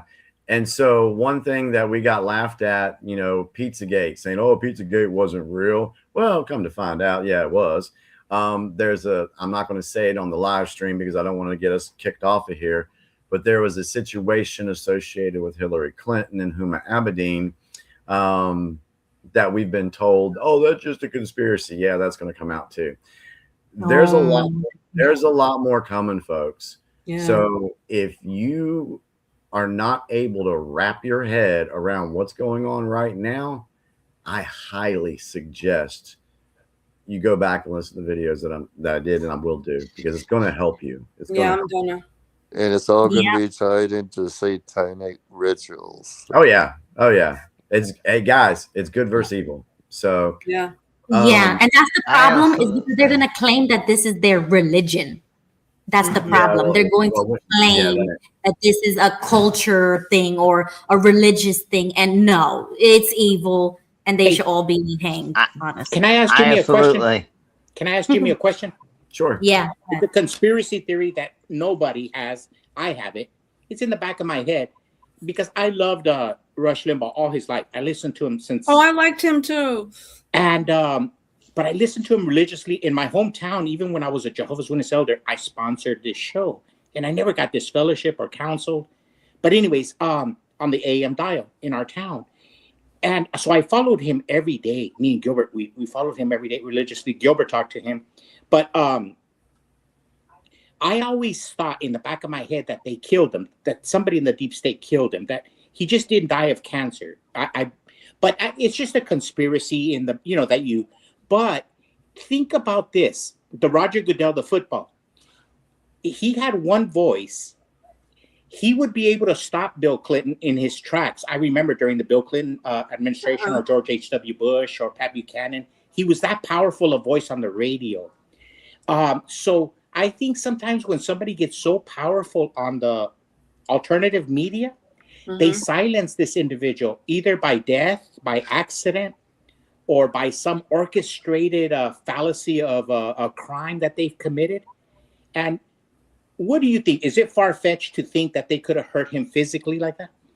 No, I agree with you. It's not far fetched at all. No. I don't think so. Why do we have the CIA? It's for clandestine operation and covert activities. But we have no evidence of it. It's just now we question everything. We go, You're whoa. supposed to. Yeah, how did this guy pass away when he's a perfect healthy specimen? Yeah, just one of those things. I mean, that's the other thing, and that's what I was telling my stepdaughter today. You know, she says, I'm just waking up to all this stuff, and I don't know what to teach my kids in history, and I don't know what to feed my kids anymore, and this and that. And I was like, you know what? I really sympathize with her, because when you first wake up or you're going down this stuff, you really need to get it in your head that everything that you were told, everything that you were taught was all a lie. Everything. Look at that, what that Tom says. And Tom says, I've heard the CIA gave Bob Marley cancer too. I've never heard of that. So I thought he was shot to death. Yeah. Or some people say that they hurt John Lennon. They were afraid of John Lennon. Oh, yeah. We talked about John Lennon being taken out before too.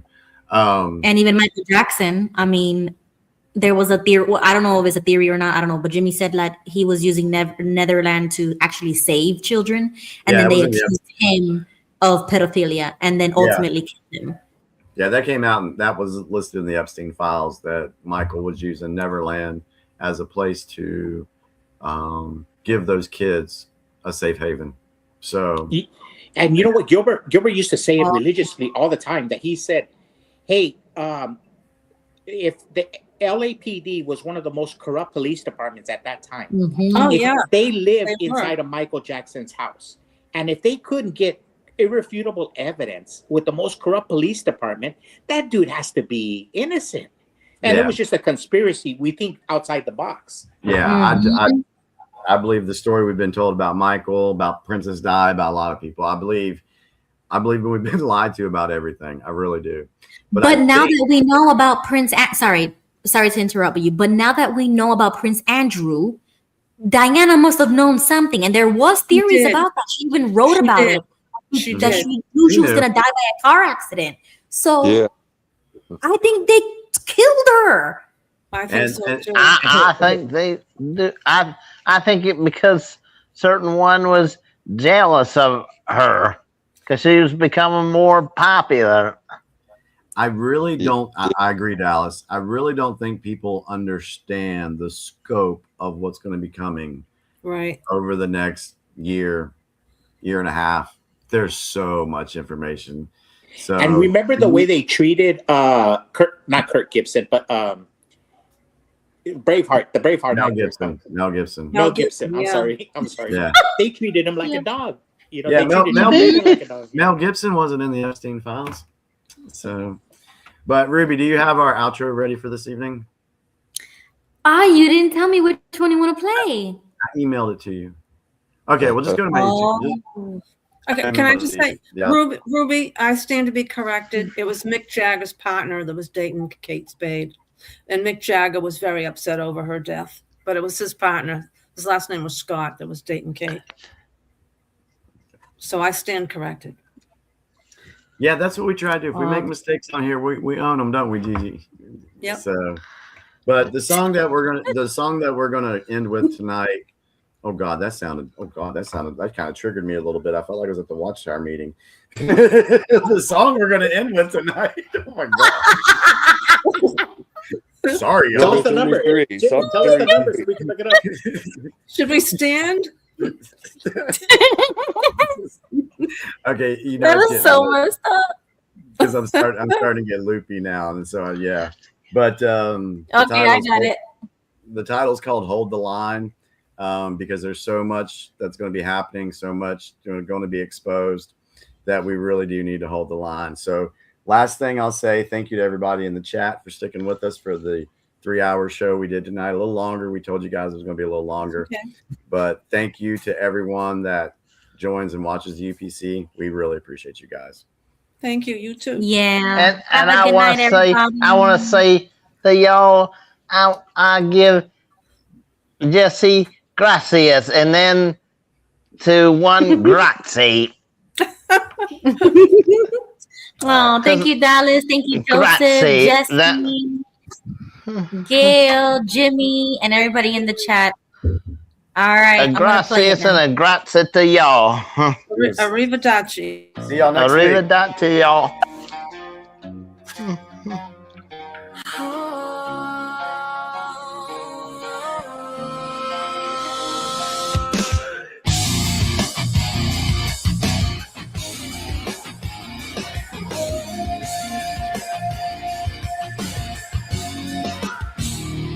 Every headline's a landmine, every word feels like a lie. Can't tell what's real anymore, just another reason why we're drowning in the static, truth buried in the noise. Used to have conviction, now I question every voice. They said we'd never see the day, but something's shifting come what may. Hold the line, through the darkness we will shine. All the people waking up, opening their eyes, something's gotta break this time. Justice coming for the ones who hide. Hold the line, have faith in humanity tonight. Felt like nothing ever changes, same faces, different year. Power plays behind closed doors, controlling all we hear. But there's a rumble in the distance, a fire that won't die. Millions finding courage, finally asking why. The tide is turning, can't you feel this time the reckoning is real? Hold the line, through the darkness we will shine. All the people waking up, opening their eyes, something's gotta break this time. Justice coming for the ones who hide. Hold the line, have faith in humanity tonight. They thought we'd never see through the game, but we're done playing, calling names. Accountability's a hammer falling down. No more shadows, no more running now. The deeper they buried the truth beneath, the louder it screams when we finally break. Hold the line, through the darkness we will shine. All the people waking up, opening their eyes, something's gotta